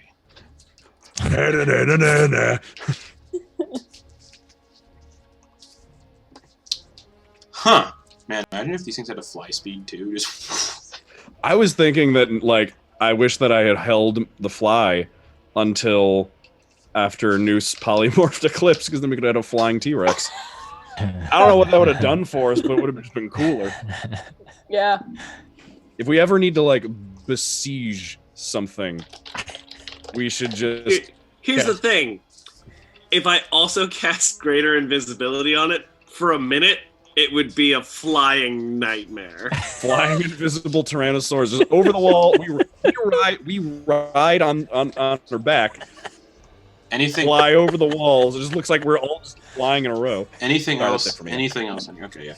Nope, So that's it's going to lunge forward, look up at you, snarl a little bit, and it's going to lunge forward at the T-Rex's throat.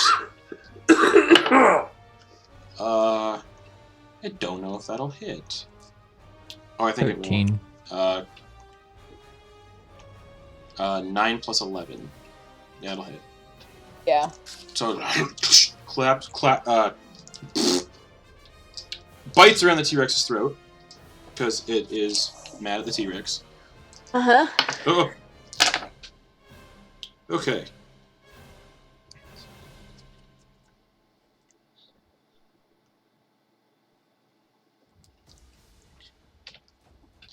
Oof. You take from piercing damage 39 points of piercing damage, Okay. and you take 13 fire damage. Okay. I'm still up. As it bites into your throat and shakes you around like a ragdoll now. Mm-hmm. And you guys see blood just spraying into the snow. T-Rex blood. Remoraz blood. And that'll bring it to the Tyrannosaurus. Hey, guess what I'm gonna do? Bite attack. Pull back the rock.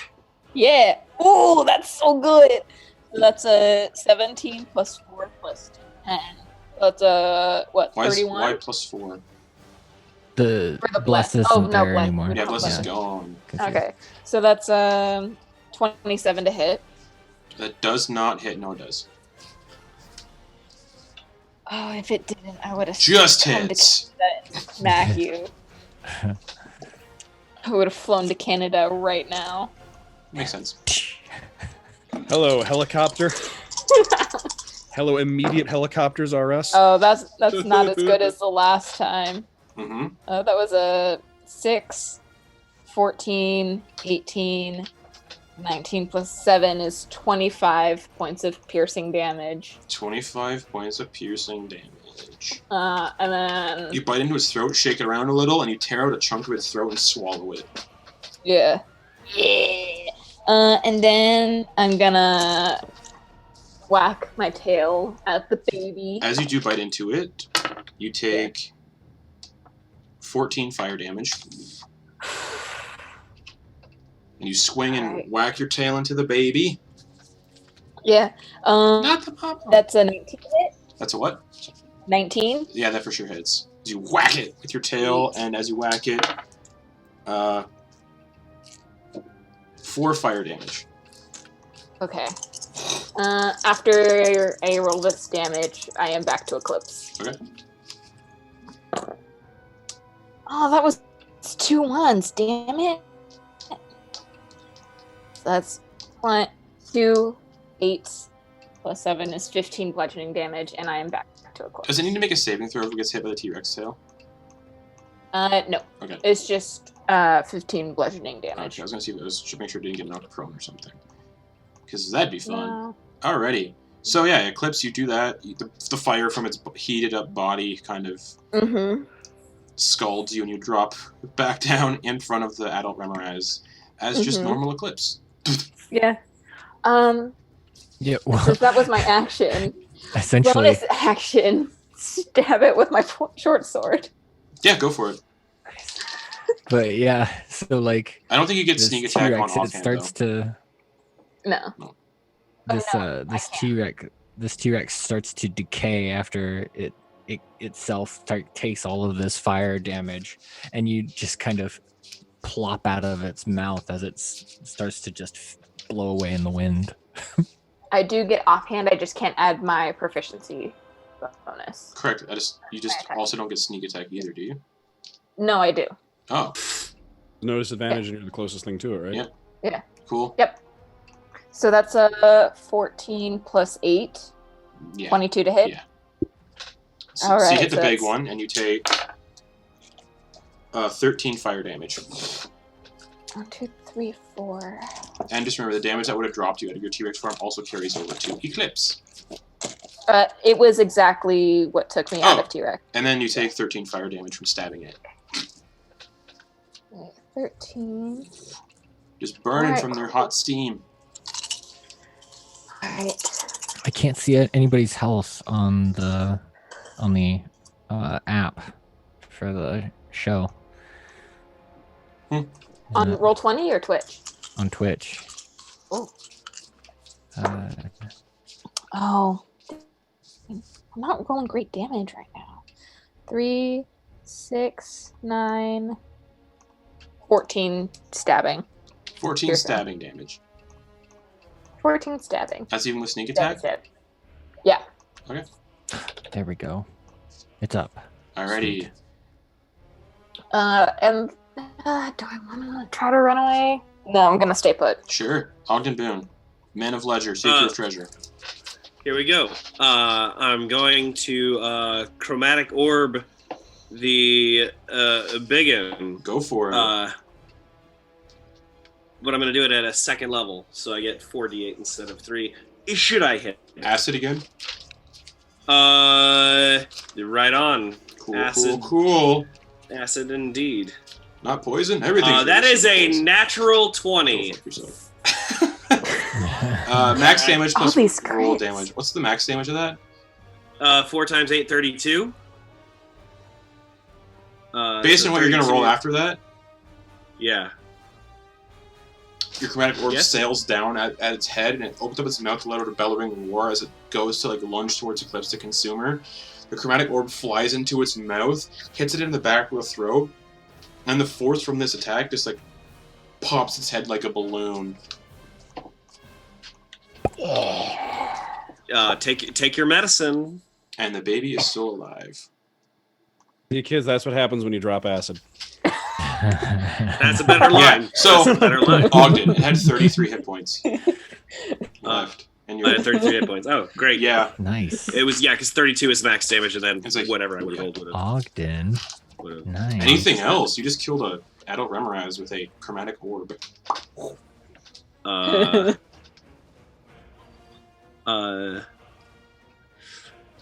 I can't do any spells, so I am going to. I'm gonna move my boy over here, about here. Sounds Gouda. Anything else? That's all for me right now. All right, Leah, you are prone Woo! and lying down immediately in front of the younger Remoraz. Yeah, this isn't looking fun. And you have 9 hit points.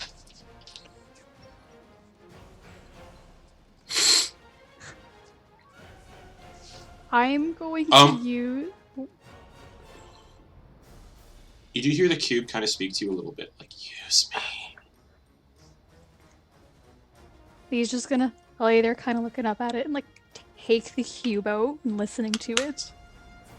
Which word do you want to say?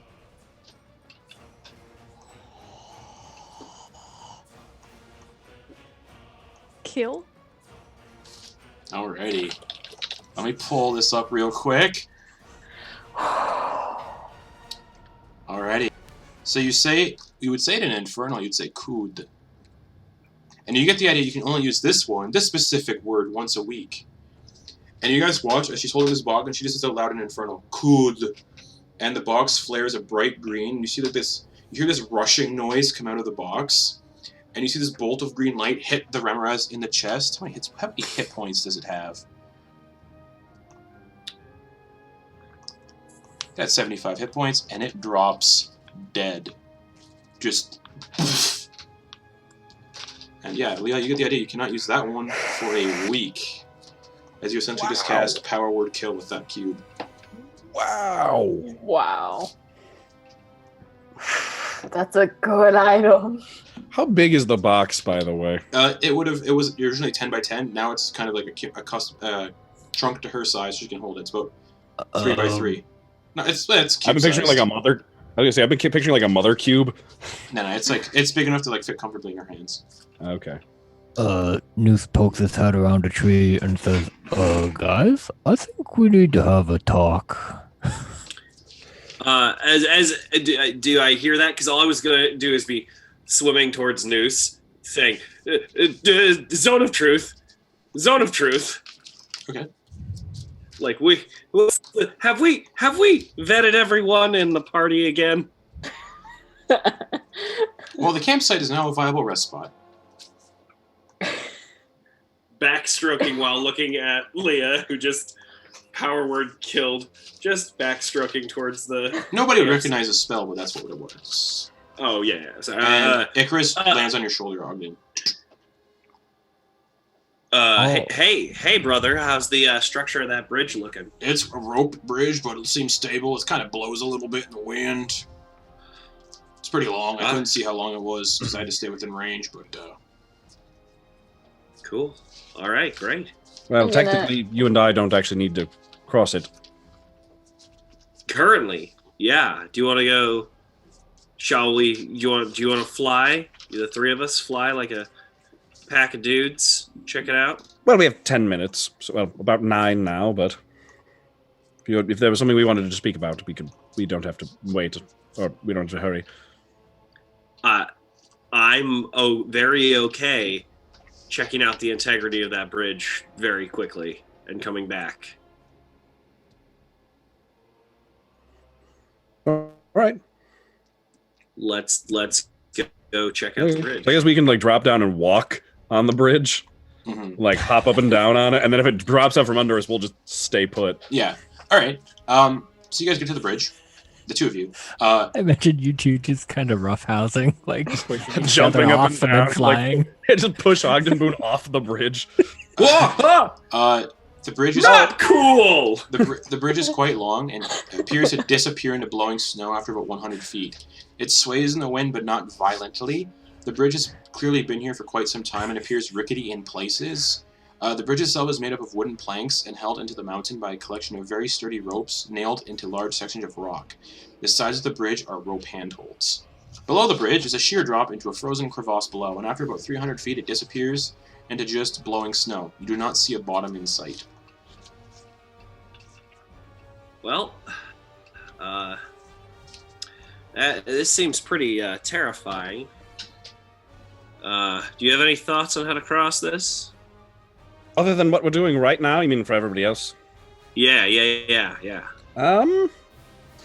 Well, I suppose, it seems to be sturdy enough, but the wind is a bit concerning.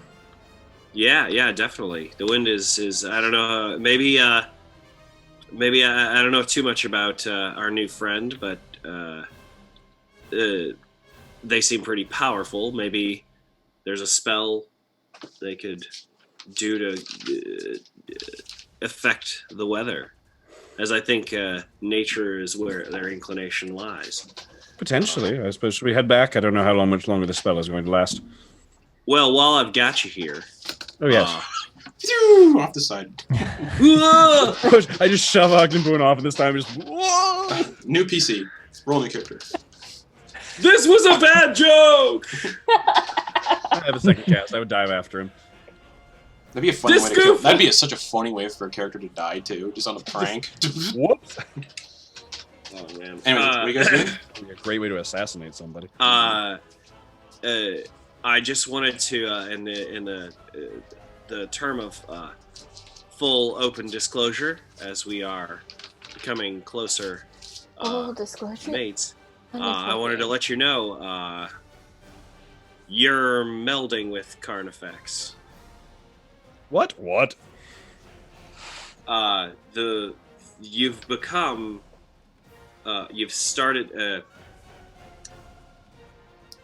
If you were two separate hands on the same body, you're starting to become one hand. I don't like that. I don't like that either. I don't know how to... I looked into your mind, and I saw that as I got deeper, everything started coming together.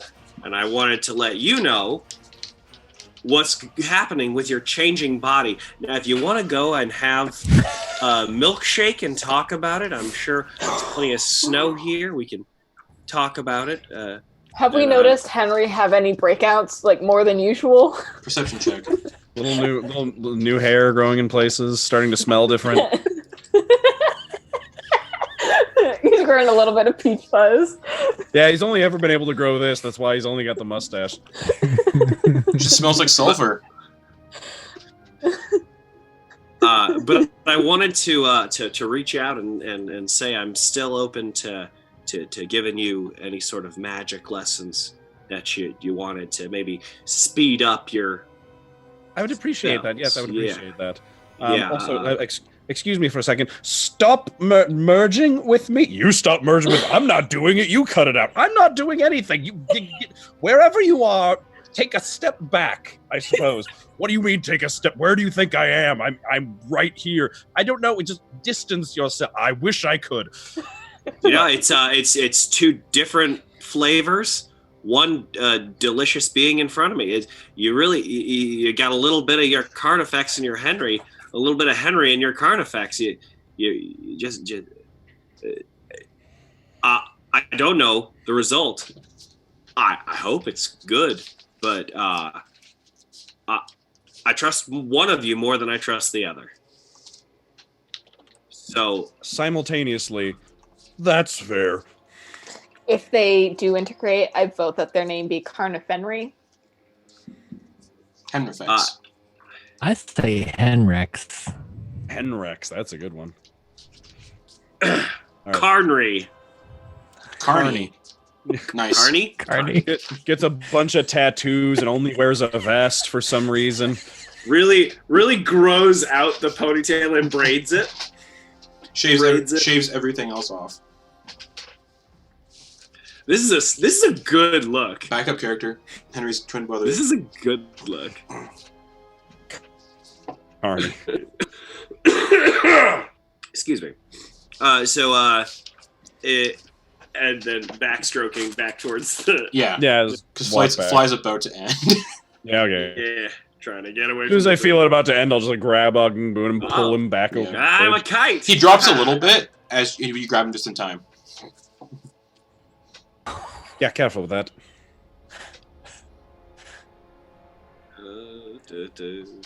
And you guys, you approach back to the campsite where everybody else is. Leah, you're still holding on to the cube, rather. I've wandered over to the campsite and just sat down and started licking my wounds, Sure. hoping for a short rest. Oh yeah, here, Of course. Eclipse, come here, Eclipse. I got you. Mm-hmm. Are we short resting? If you guys want to. Alright. It's only I would- it's only an hour or so. I would like to that, or Great. if I can get some healing. Sitting on You a- get sitting on a rimmer what ass is corpse. that? You get 18 points of healing back You tauntaun the Remorez. from the That is so my hot. healer. News pulls out a healer's kit and Alright. just starts wrapping some bandages around like burned areas, and like using like some paste and animal fat to kind of work up a salve, I guess. Yeah, I keep licking the animal fat off. Yeah. makes sense. Can I use? Need to give you a That'll cone. make it worth. But That'll make it worth. Are, It's got are, such good flavonies. are we getting any heat from the bodies Yeah, of yeah. those? It's melting. So- It's actually so melting. we're- It's actually melting the snow a little bit in this area. Not like a big radius, but yeah, you're basically using these Remorezes as giant like heating pads. The big one, at least. The small one's too far away. But the big one, you guys are like all credit on the big one. Just its head inside spilling out into the snow. Love it. Want to make a quick pair of gloves out of those? Just hot. Ugh. Gross. Take this off. Yeah, you s- Ooh, yeah, you that s- reminds me. Yuck. Noose is gonna see what he can get off of them things Sure. without hurting himself. yeah, and I found out there's actual rules to this, so we can Oh. actually moderate it a little bit better than how I've been doing. Because I didn't know that was in Xanathar's guide, so that's what I'm looking at. Pulling up right now. Leah gets 15 hit points back. So you don't have to use a bunch of short rest dice or hit die. So, Noose, what are you looking to get from this thing? Well, this thing specifically, we noticed. What did we notice about it? That It it, has pretty good jaws, right? and it's a it's big creature, got- so it's swallowing things. It radiates heat. Yeah, radiates heat. That's about it. I imagine that it has like some type of hot or searing blood. It does not have hot Um, and searing blood. Well, how does It was more like isn't that it was what more, was it was more like hurting steam. people? So it was, but the steam was hot. Yeah, that's why I said it's the creature generates heat. Okay. When it was wounded, Okay. wounds opened up, hot air would come out. Like, just Oh, heat it's from the hot wound. air. Okay. If it looked like hot air, I guess Noose will try to find like maybe a source of the heat. You'd have to go inside the body again. Yeah, he'll crack it open. All right, because the body is still hot. You take 11 fire damage Oh, okay. because the heat just out of its body still, All right. and I guess the campsite is getting filled with This just is, like, Remora's not even- gunk. Noose isn't even being careful. He's just like, oh, I do it. Ow, ow, ow. As he's cutting. All right, give me a check with based on what you're trying to get. And did I mention that I was because I noticed the mandibles, so some like You wouldn't be able to something harvest the going on with mandibles; they're it. too big. Okay. What about the was there I'm letting you harvest one what about thing from with this. the Oh, okay. Yeah, All right. because I'm Yeah, going to go off sure. with some new rule sets here. Yeah, I'll go off the heat source then, Okay, if there is one. based on what you're looking for here, give me a d20 roll plus your Weaver's Tools proficiency. Okay. And yeah. That's an 18. All right. Digging through there, you find a weird sort of organ that's just hot, severely hot to the touch. So when as soon as you go towards this organ that you find, it's about the size of a small basketball, and it's radiating heat, like almost making the like even as you go to touch it, even like a couple feet away, your skin is scalding from just being close to it. Noose gets his fishbowl. Okay. Is it big enough? Noose had the fishbowl Yeah, over it'll his head fit. at It'll one fit. point, Yeah, so- it'll fit in the fishbowl. Okay.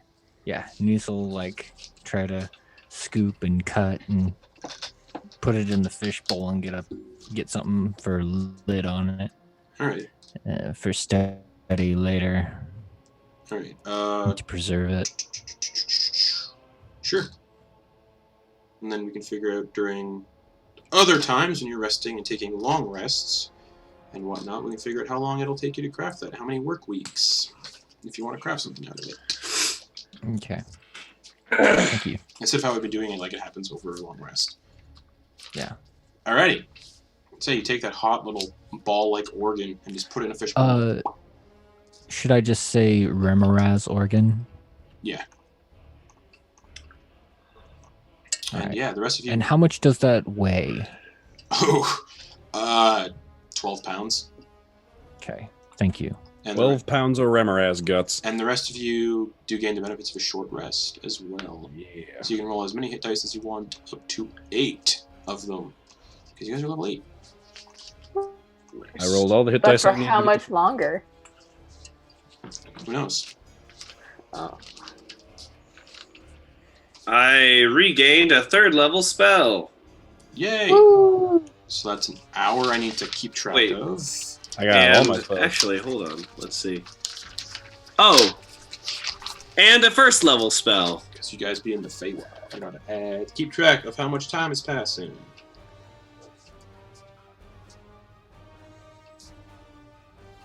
Alrighty. So you guys get up from your short rest. Leah, you're still kind of holding this cube. Do you want to examine it a little bit more, try to figure out what the fuck just happened?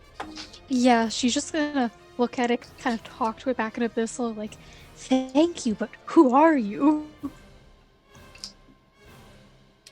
No voice, no response. Who you talking to, like Leah? Well, the cube, it spoke to me earlier. And it won't talk back to me. So you're just chatting with it in the language of devils? Like You demons? can't read- She's gonna like hold it out towards Eclipse and go, "You can't read this?" Eclipse, can you read hold on. Mm-hmm. Can- Since my first death, You can, I've been able to read. you can read and write Abyssal? Or Yes. not Abyssal, this would be Infernal. Oh. No. Wait, sorry, she was speaking what? Abyssal. Oh. Well. Feel like mentioning anything? What? Oh, I thought, oh. Yes, I understood every word you said. Which isn't concerning at all. Pointed look over at Ogden Boon. Also, so did I. I just woke up after we had that lovely sleep, and I could read the cube. I thought it happened to everybody, to be honest. That's why I didn't mention it earlier. It's so the you- Feywild. When You you say you- dis- Oh, sorry, go ahead. well, Yeah, Deuce. when you killed that big beast, It was amazing, wasn't it? you said a word, but it wasn't one that I knew. What was it? Oh, I said could kill. Nothing happens. And just poof, it was gone. Why? It died. Why did you say it? Well, the box told me to. I wanted to see what it had to say. And it helped me end its circle. It was invigorating. A squirrel in the Yep. snow takes a few steps back. Well, I'm glad to see that I'm now no longer the newest member of the party with concerning fiendish influences in their life. Yeah, doesn't it feel great? Yes, it's good not to be the new one anymore. Yeah, that's the thing I have to say. Speaking of new crew members, hey, Captain Noose. Yes. I mean, Both looked. Captain There's Pickleberry. Pickleberry, Captain Pickleberry. Have we done our usual ritual with new crew members? Blowing it up, and you will, if all of you know what's good for you and what's good for the team, you will surrender to the zone of truth. And Noose will cast it. Alright, we cast it. Anyone who wants to resist, And make a if- saving throw. Yeah, and if you want to resist, it's a charisma saving throw. And I believe Noose will know if you did try to resist, though. My charisma's a 5. No, not even. Not Nice. Whoa! Nice. Oh. Nice. Oh, I'm trying to decide if I want to. Henry will just say, well, now that I know what you're casting this time and you explained it, yes, I will allow it. Because last time you guys just sprung on him and he didn't know what was happening. So he will. Yeah, I won't resist. I got nothing to hide, Captain Pickleberry. Can we say our code names? Right? That doesn't count as a lie, right? No, it wouldn't come as a Another way. Yeah. Okay. I suppose if you tried to say my name is and then your Right. code name, that it might Right. be. So we You just said you can call me and then your code name. That's true. yeah. Fact and truth are different. And just so you All know, Brittany, I have Discord pulled up on my phone. In case you need any help with answering questions, I will send you messages. Thanks, bud. All right, guys. I've got a couple questions, but you guys go first. You're the captain. Oh, you, Captain Pickleberry. All right. Look at me. Right here. You hear? And Noose brings it in. Just like eye to eye, practically. Hey. So, Oh, why is it still this music? what's up? It's a very intense What would the other- interrogation. What were the other words from the box? Do you want them in English or Abyssal? Or common and Abyssal? Oh no, so let's see. Okay, let's get this box out. She's still Is holding it. Can we see the markings? You see whatever's written in Inferno. What does this one mean? And you still just point to one. This one says burn. What does this one mean? You aim the cube towards a tree, as you say burn, and its slot opens up and shoots out a 7th level fireball at a tree. And just obliterates the tree. And you can We do all that- just get lit up orange for a second. And you can do that once per day, so that is now done. Might I suggest, as we've seen that when words come out, they activate this one. How about we not touch it when you? How about you don't touch it when you tell me what the word means? Do you want me to just tell it to you telepathically, Noose? No, you can just put the cube down and tell me what the markings mean. Or you could say a synonym. Oh, but if I may, wouldn't it be helpful to know what the words did also? Like, a test run? But what if we run into more trouble? We'll do it after the Zone of Truth. Well, but if we run into more, we won't know what the words mean anyway, and what they do. Well, so. she knows what they mean. Doesn't know what they do, though. But they just know what they What do. it seems like right here, though, is this box is a truth teller. So, we need to put that aside and ask some different questions. Well, what do you know about this fungal witch? Oh, well, the fungal lich is why I'm me. How do you not know about the fungal lich, Noose? Well, I listen, you talk a lot, but you don't say very much, if you know what I mean. I find that hurt. You know, this is why I don't spend much time with people. I try, and then I end up in these situations. What is the fungal witch? Well, the fungal lich is a person who you go to when you want to become a spore druid like I am. That's who I had to go to become a spore druid.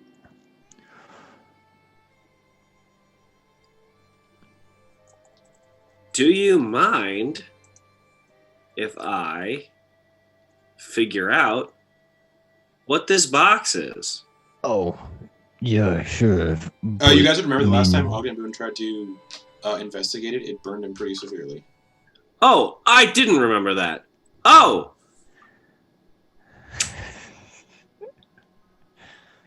Does anyone have any oven mitts for me to try and figure out this burn box?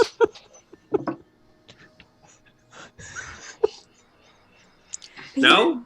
But yes, the fungal lich, he's long gone. He's been gone for quite some time in my lifetime. Portobellum was a sweet person, if you can consider a lich sweet.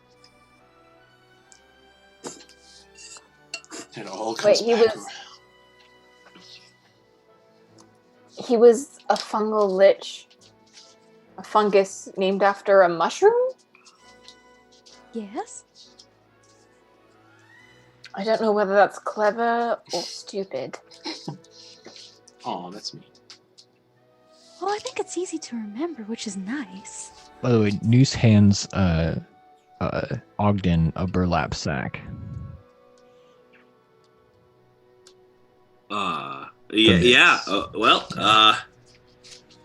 Here goes nothing. I'll give it a shot. But while he's doing that, we've only got 10 minutes on this Zone of Truth, so we better get. I'll be nice about this. On the road. Ogden, as soon as you touch it, you immediately just get the idea you can't suss anything from it. Oh. Like it's almost beyond your capabilities. Beyond my spells? My identify spell? Yeah. Dang! Ding dang! Well, All right, Heather. well, it seems like it's perhaps magical. This is a Zone of Truth is still up. This is a rare gift and a treat for me. It's both embarrassing and exciting. I don't know what this is, and I don't. Okay, lightning round. Where? You have a plan to kill us? No. Why?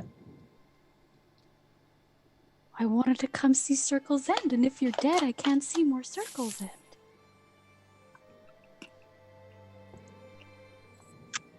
Kodo, what boy? Well, I've been traveling a lot in my days. I've been around for decades, and I love traveling from continent into hillside to countryside and seeing how circles work in different biomes and landscapes. In the bogs, how things decompose in their cycle, or in the arid regions, how they just turn to dust. So I really wanted to see how bodies decomposed on the high seas with you guys.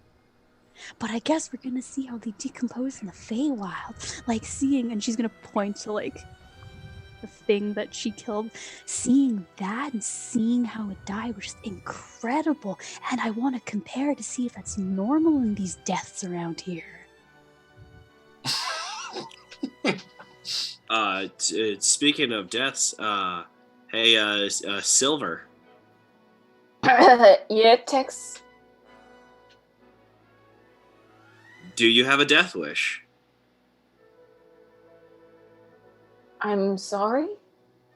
Do you have a death wish? I feel like sometimes you Zone of truth. run into things Boom. without thinking.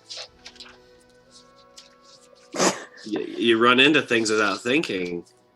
And I worry. I didn't I'm move toward that thing. It came to me.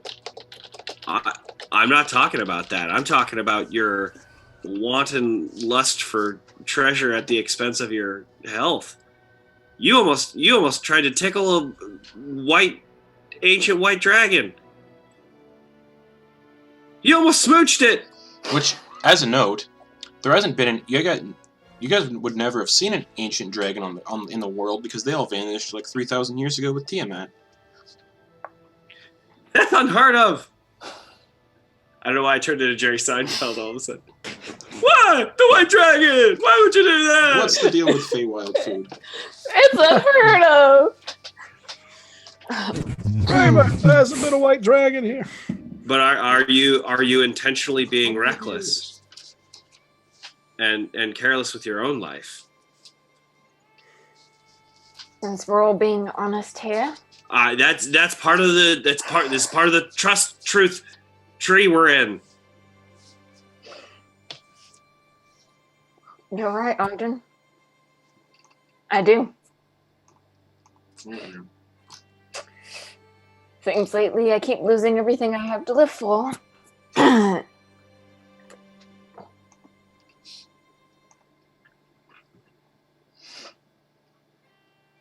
News Well, goes and picks up the Is that what you want? leftover pelt from the polymorph.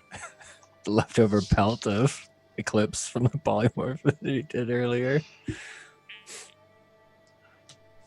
She's gonna stand up and walk out of the zone of truth. What I want Okay.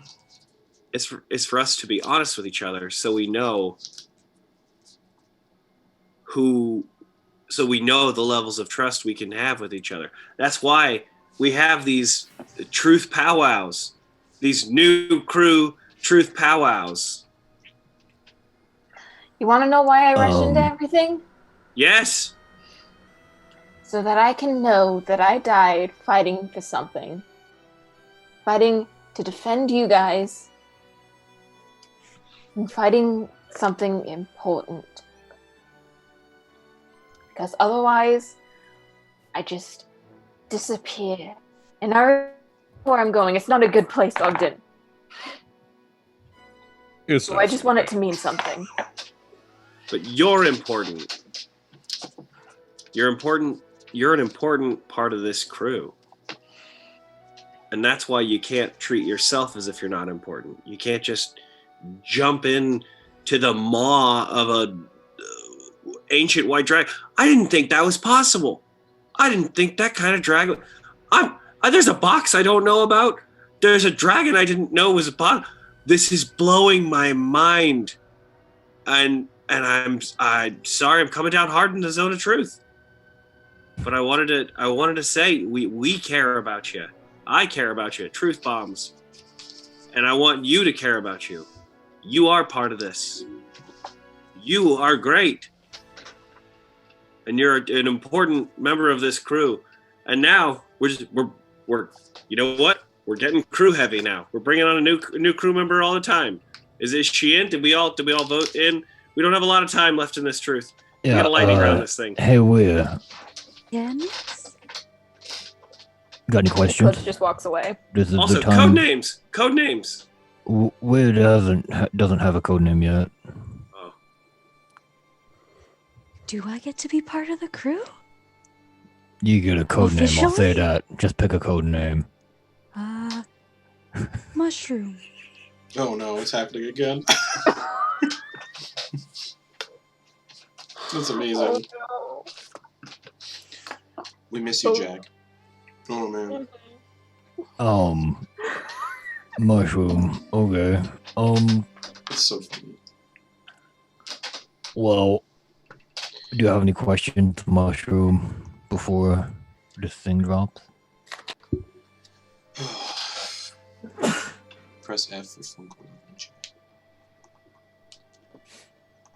No, I don't think I do, Noose. Great. Have you ever eaten anybody? Not that I know of. Really? Not my thing. You've never eaten like a thing? What are you like? I like to watch dead things and people, Noose. I don't like to eat them. You want a Remember piece of this we had this more? conversation about stalking versus attacking earlier? Oh, I got. So, do you like not eat meat? Oh no, I'll eat meat. I just won't eat people.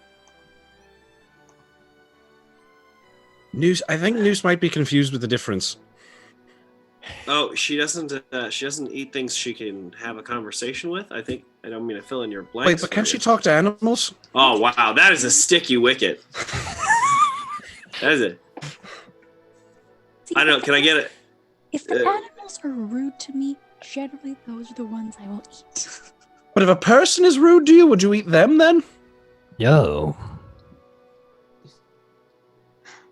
I've never thought about it. I've just kind of been no people eating. I guess I could try it. Oh no, what have I done?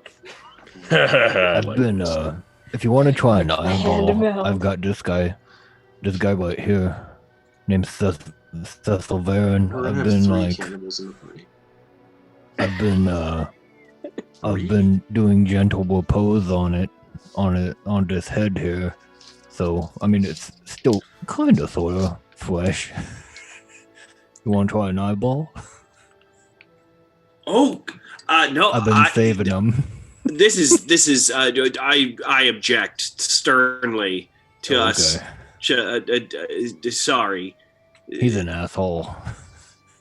True. Yeah. No, that guy is a total turd. Yeah, because you're already upset. You'd probably already be upset from them, eating children's stew in the pyramid. I absolutely remember that. Oh, And yeah. no, thank you. No, not into it. Shall we? All right. Anything else? Anybody else have any Festivus grievances they'd like to air? Nope, I think we're good. All right, so say by this time that's when Zone of Truth just done. Man. All right. Well, should we start heading across the bridge? Yeah, how's everybody doing? Eclipse is just perched in a nearby tree. Well, I'm cold as shit, and I'm ready to get out of here. Well, it looks like you aren't doing so hot still. Did you roll He's your not doing hit so dice? hot. Yeah. Uh, Did you roll your hit dice for the short rest? I did, yes. I'm back to I full was health. looking at Leia Oh. because she was still not. Oh yeah, she's... I rolled 2 of them. Okay.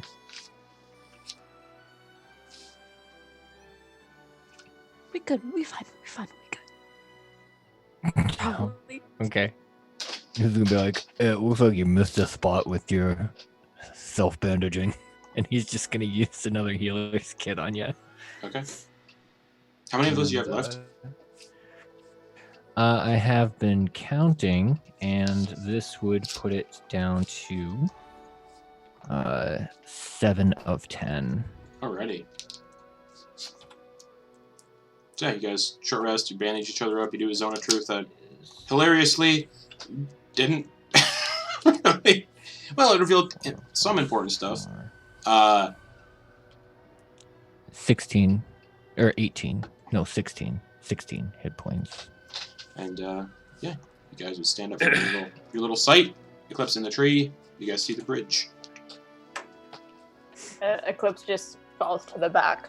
You take 900 bludgeoning damage as you fall out of the tree. You land in a hole where the Remoraz burrowed up, and you fall down a deep pit. Oh, thanks, Justin. No. Hey, I'm already at the 9 hells. Great. The pit just goes all the way to the 9 hills. Oh yeah, you all kind of post up. You guys get the idea that the bridge is single file. It's one of those like really shitty mixes of like a rope bridge and a really rickety wood bridge.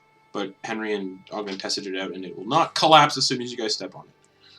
We jumped up and down on it and everything.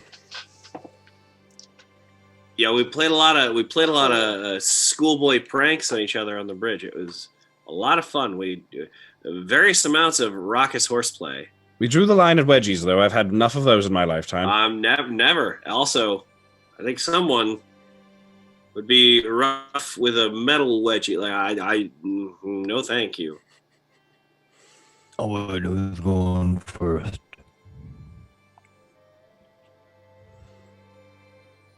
Sure. Yeah, Ogden Boon, man of leisure, seeker of treasure. I got. I'll go first. How fast are you crossing this bridge? News is gonna give him guidance. Sure.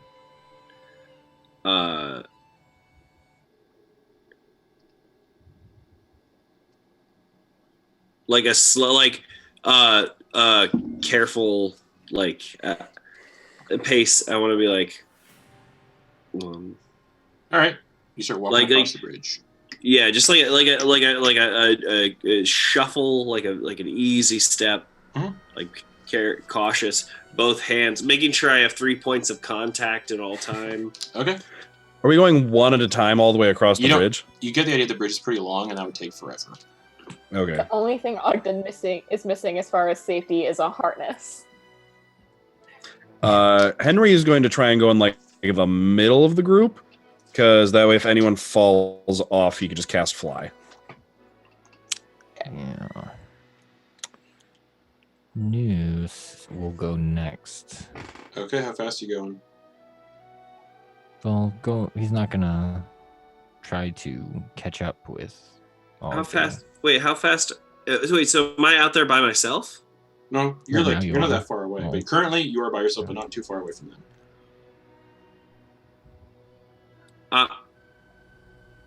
I stop and turn around. Then I go, let's get it. Let's mosey on. Let's get it. Let's. Yeah, News will take the cue and start walking out there too. Okay. Same. Sure. Speed. Yep. And then who's next? If I'm going in the middle, then Henry would go, so he can try and be as close to everyone as possible. Alrighty. Who's behind Henry? I'll go after Henry. Okay. And I'll hang in the back. Alright. You guys all cross the bridge slowly. No one's running, so you're probably all going to be safe and not, fall. You guys eventually, cross the bridge. It's about you can kind of estimate it's probably about a mile long, and it takes you guys about 45 minutes to cross due to it swaying a little bit. It's kind of hard to move across, and just to be safe, once you guys all cross the bridge, you guys see a path winding downwards through jaggy, rocky outcrops and more dense pine forest going downwards. You get the idea. This is probably the way out of this sort of mountainous path.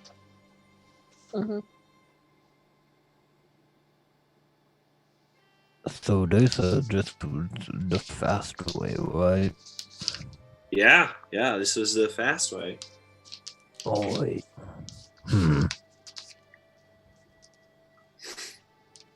start waddling down the path.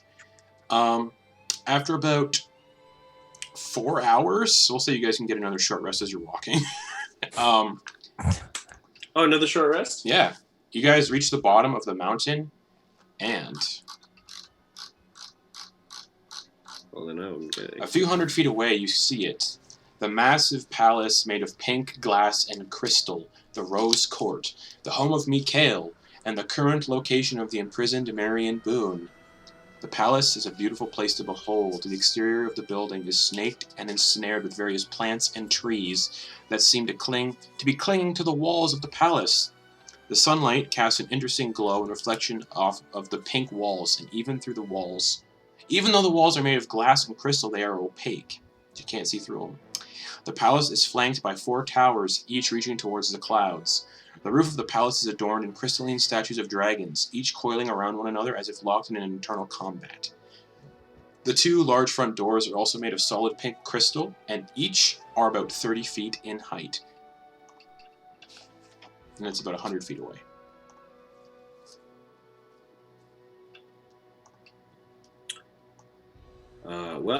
I'm gonna go save my mom. What behind you?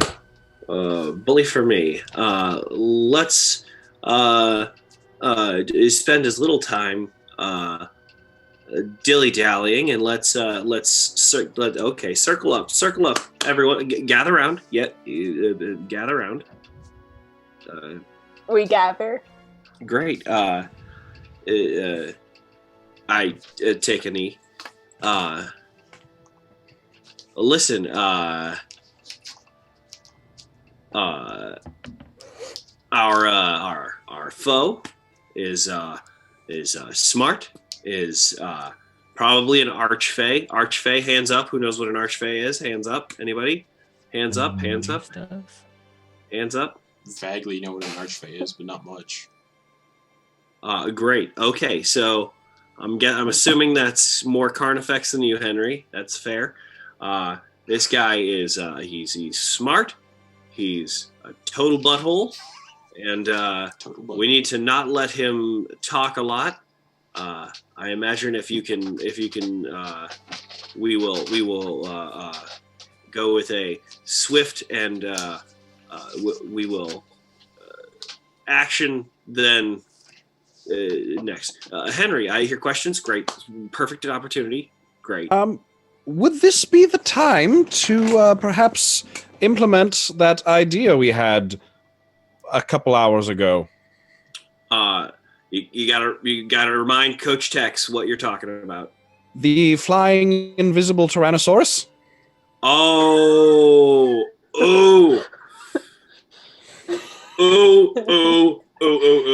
I did just lecture Silver about treating her life like it is. I don't get spell slots back.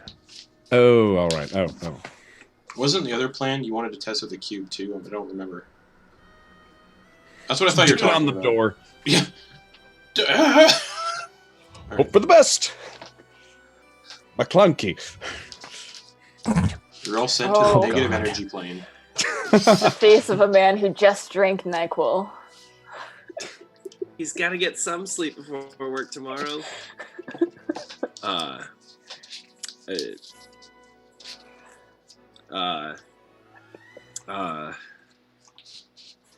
Yeah, okay, great. I love it. I love it. The ideas are swirling. I'm an ideas man. I thrive on positivity. Here we go. Any other major plans that Do we know where Miss Calhoun is? You do not. No. I know that there is a tree trying to suck her nutrients out, and I'm not into it. She is not a tube of toothpaste. But great question. Next. Anybody got anything else?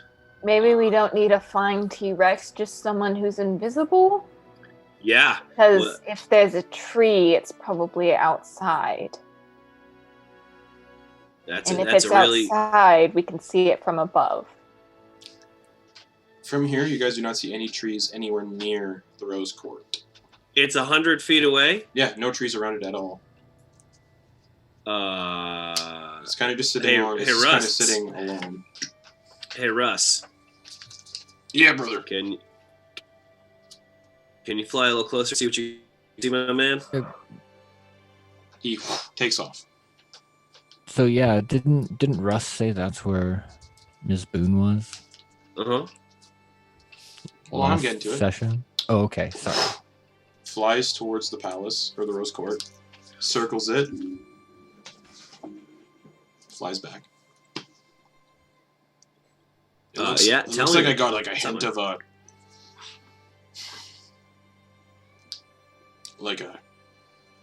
I'm cutting out. Like an indoor kind of garden, brother.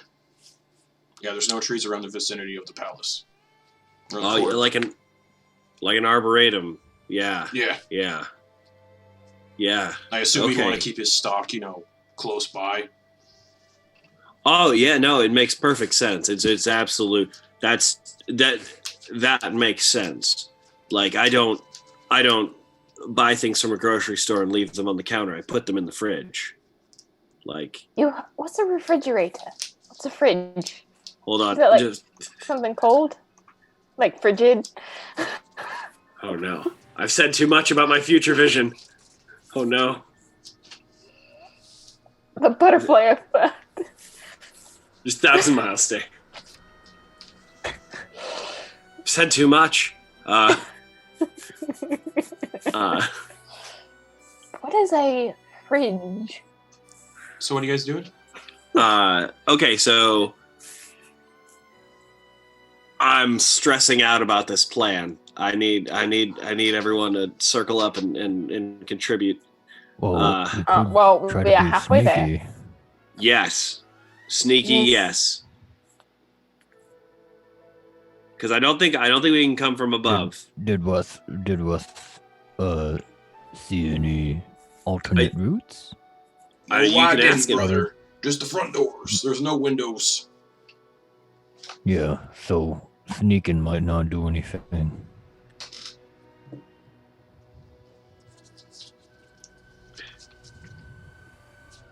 And there wasn't any patrol? Nope. You could see? Not on the outside. Guys. Hey, Leah. Mushroom, tell us. She pulls out the cube. It's speaking to me again. What is it saying? Do you not hear it? No. No. Justin, does it say a specific word? Nope. You just know you can't do befurl, which is burn, or cood.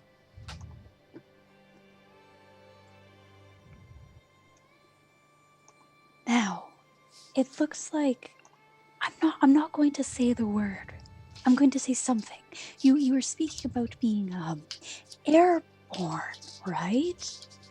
Well, Yes. that's one of the words on this cube Right, that has right. 3 letters, though. Mushroom, I'm picking up what you're saying. But there's Great. that, or I'm thinking, to get to a destination. That's a different word on there too. You know, when you're going somewhere. Isn't it what we already activated to get here? You actually would get some insight on that one. If you say Frigid, Leah, it would open up a portal or a rift to the location that you traveled from. So it would go back to that room that you guys traveled from. You can use it to go to and return to a singular plane once. After both trips have been used, travel to that plane via this cube is not possible anymore.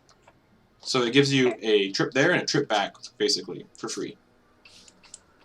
So if you said that right now, the portal would just go... Okay, let's not do that. So, do you want me to go airborne? I don't know if it would take all of us, though.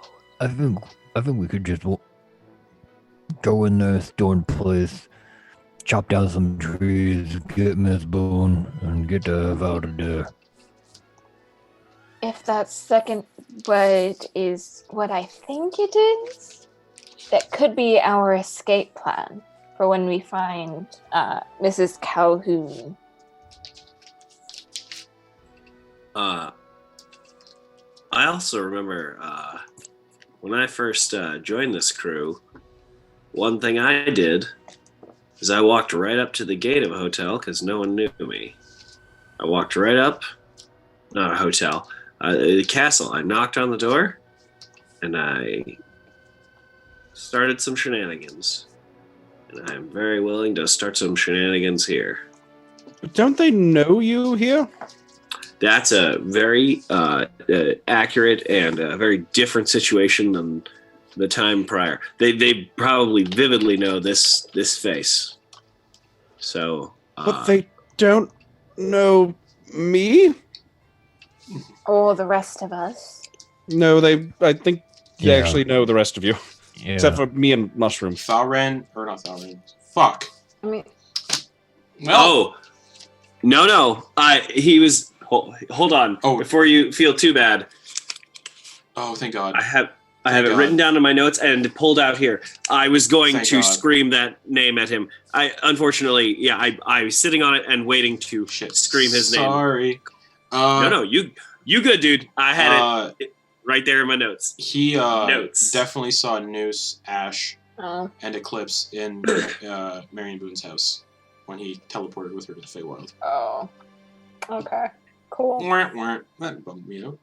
So I suppose if you need a distraction, if Mushroom, if that would provide airborne qualities for multiple people, or at least one person who can get a rope over the walls, I could, I suppose, occupy them at the gate. I can provide a distraction. Who said that? The cube flares a little bit. Oh, I heard it that time.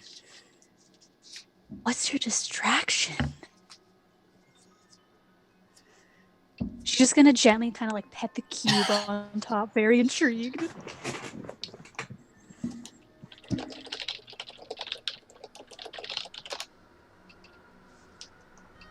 It does not reply out loud, it replies to you in your mind. Are you guys ready for this? She looks at the group. Yeah. Ruseful. Return.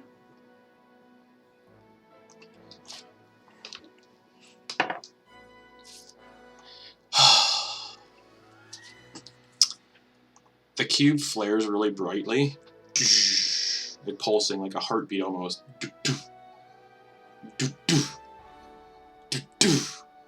And the cube starts to rotate a little bit, and the infernal words flare for a bit, and then the abyssal words appear and flare for a bit that were hidden. And those of you that can speak abyssal, give me perception checks, please. Oh, that's a natural one. Okay. That is a... Is Henry trained in perception? I think he is. Whoops. That is a 21. 21. Alrighty. As the 21. cube, flares. On the cube, it just says Old Hoof and Horn. And the cube starts to crack. What did you say? Oh, what's happening? And it just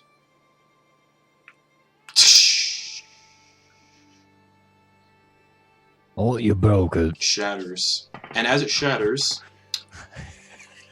that's all that happens. Save the pieces, at least. That was our only way back. And the pieces start to burn like embers. Oh, okay. They're hot. They're hot. And then the They're embers really hot. rise up into the air and start to form a sort of rift. Take a big step back. Carnifex would immediately know where that rift leads. Oh. Hey, Does it go to his bad place or the other bad place? It looks like. Let me tell you real quick. Hold on a second. All right. This Eclipse begins to get real angry. this event is brought to you by me looking up something real quick. Boop, boop, boop, boop, boop, boop, boop. I'm so This sorry. research everybody. brought to you by D&D Beyond. Well, It's D&D. Summoning the demons from now.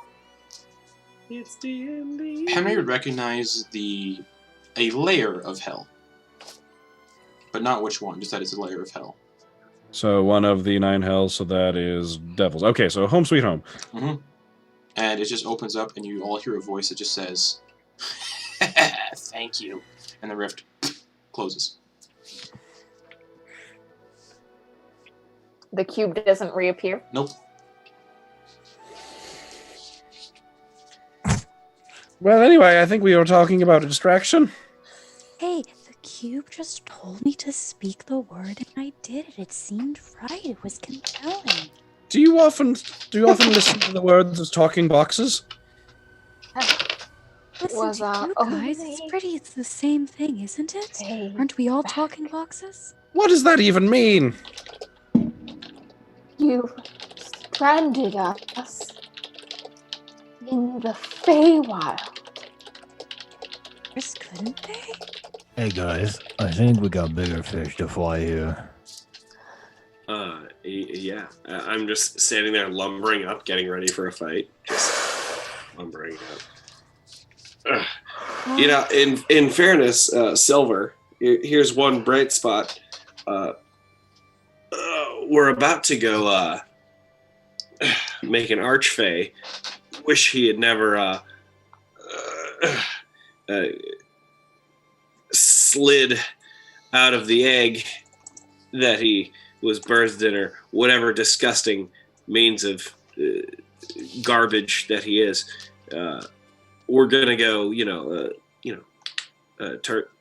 turn the screws on him, and I think if we can really,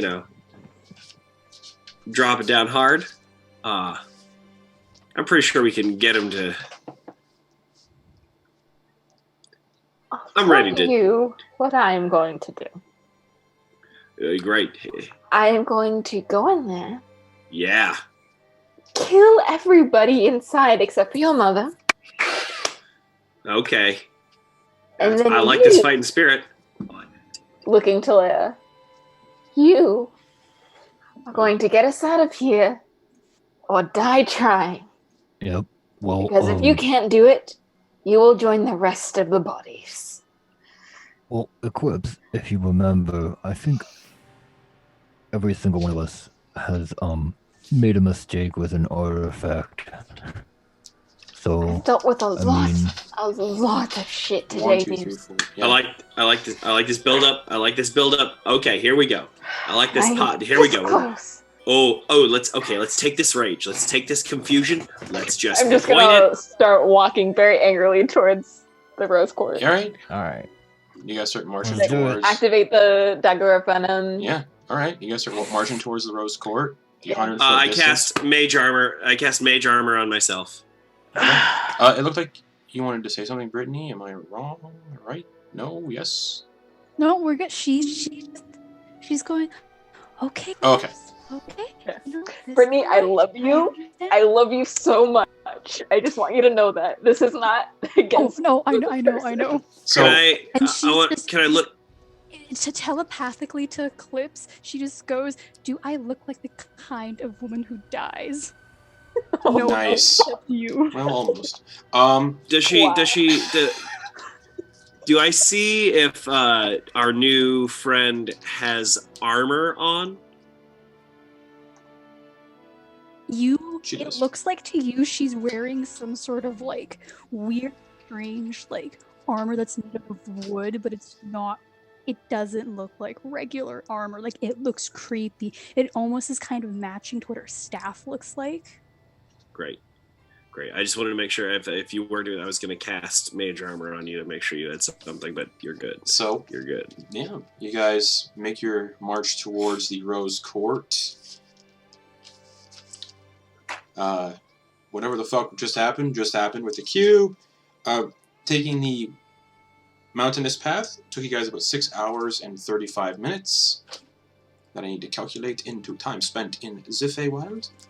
And you guys get to the front doors of the Rose Court, and we'll be ending in just a moment.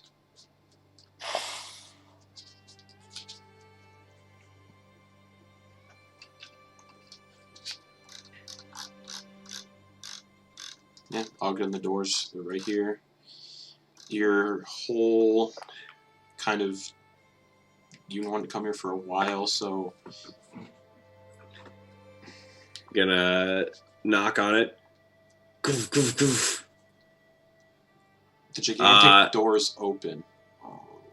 Alright. And you find yourselves standing in a hallway overrun with greenery and foliage snaking across the glass floor and walls. Portraits hang on the walls of Mikhail, the Eladrin, with various human men and women dating back hundreds of years. At the far end of the hall, the most recent portrait has been painted, showing Mikhail sitting on a couch of roses and thorns alongside Marcin Boon. The end of the hall has a single door, otherwise the hallway is bare.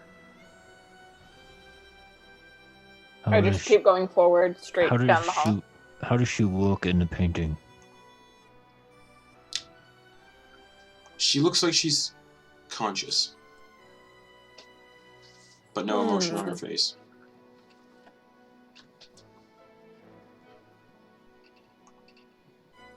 And there's a single door at the end of the hall. I'm walking straight toward it and Okay, not stopping, just- not looking at it. All right. And Just furious. Yeah. What's everybody else saying? Mainly Ogden Boon. I'm Oh. curious what you're up to. My name is Tex Calhoun. I want to just Tex Calhoun. Coming here with a property forfeiture and some Thalrun torturer in her. I tried to make a rhyme happen. All right. So do you guys follow Eclipse to the other door? Oh hell yeah! Come get a taste. All right, Eclipse. Yeah. There's a single door. Oh, I'll even walk past her and just kick it. Sure. Yeah. This room is full of statues. Can we do like an in-sync kick? Like 1, 2, 3. Yeah. Oh, actually.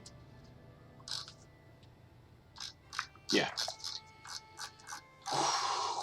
You find yourselves in a simple room, no more than 30 feet across and 40 feet in height. Nestled into the walls are about 6 archways, each made of different color crystals and inscribed with something. From left to right, the archways are colored blue, green, orange, yellow, white, and black.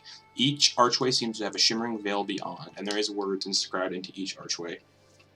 And Ogden, you'll be the first to see all these archways. What are the words? From left to right, the blue archway reads the Eternal Pond. The green archway reads the Master's Suite. The orange archway reads the Forgotten Nest. The yellow archway reads the Infinite Cells. The white archway reads the Draining Trees. And the black archway reads the Timeless Pit. Draining trees, going right away. Alright, you guys watch as Ogden steps in through the white archway and vanishes. News follows. Follow Ogden. Eclipse follows. Alrighty. You guys all appear. A small chunk of forest seems to have been placed before you, and the area is surprisingly dark, aside from the faint glow from a fountain of blue water ahead of you. The room is also filled with numerous trees, all showing the colors of autumn. The horrific part of the trees is that embedded into each one is a humanoid figure. Some of the trees showing more of their captives than others. Most of the trees display only just hands and feet and the bare minimum of a face. One tree in particular stands out with the form of Marcin Boon sticking out of the tree, from her shoulders up, everything below that concealed within. Her eyes are closed. Sat behind the fountain, sipping on a transparent goblet filled with gold effervescent liquid, is Mikhail, sitting on a stone chair and smiling widely at you all. He raises the goblet to you all. Cast lightning on that motherfucker right away. No words. I charge an attack. Lightning bolt. Alrighty! So, as the lightning bolt hits him, that's a fucking 6, he fails. So it'll be full damage when we come back. But as the lightning bolt hits him and the smoke clears, standing before you, just shy of 8 feet tall, is an autumn-colored elf-looking creature with his skin taking on the appearance of layered autumnal leaves with various flowers growing from his skin. His ears are long and look like small, jagged lightning bolts, each pierced with 2 pieces of petrified wood. His eyes are pure black, save for 2 white slits for his pupils that go vertically. The skin has a vague, bark-like texture to it. The figure outstretches their arms, and from the left arm grows a long blade made of wood, while on the other arm grows a very large bow. The figure slings the bow onto their back and the weapon down at their side. And that's what we're going to pick up in 2 weeks or more, because of Christmas break. All right. What a cliffhanger. And because of you guys meeting certain plot points, you guys level up to 9th level. Yeah. So let's roll those hit dice on stream. So, All right. Oh, yeah. What's my... Unlocks it dies a D8, I think. And when we come back, we're going against Yep. an encounter. Okay. Justin, Yeah, what's up? my plan had been to call him by the name I thought Yeah. he was when I saw him, was to just scream, Thalrin, your reign is at an end. I'm so bummed that I spoiled that. I'm so sorry. No, you didn't spoil it. I was going, like, his name was in my mouth Oh, as I had it on my notes. I pulled that page up specifically. That's why I'm bummed. Yeah, I had it in my mouth. But, yeah, you guys roll your hit dice. You'll level up to 9th level. I rolled an 8. Bless. Nice. I need those points. And, So wizards roll a d6, correct? yeah. Yes. And we'll be back. Next week with our Christmas one-shot, December 11th. Gnome for the holidays. December 18th, there will not be a session because I assume some people are going to be away watching Star Wars. And then December 25th, obviously, definitely no session. And maybe, depending on when people are back, we'll be back January 1st, but we'll keep you guys updated. Hey, Justin. Yeah. As a part of me being level 9 and getting Mhm. access to 5th level spell slots, would I get something like that for this upcoming battle or no? Unfortunately not. Okay. But I would have a spell slot, so I could cast my previous ones at a 5th level, correct? Of course, but you wouldn't have access to a 5th level spell. Okay. Unless the ones that are always prepared. Correct. Sorry. Okay. So how would that? Yeah, for the other 2 spellcasters, how would that work? Yeah.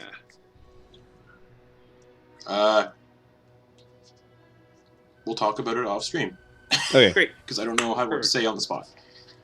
Fair. So yeah, guys, next Wednesday, 10:30 p.m. Eastern Time, Gnome for the holidays, a Christmas one shot to kind of relax from what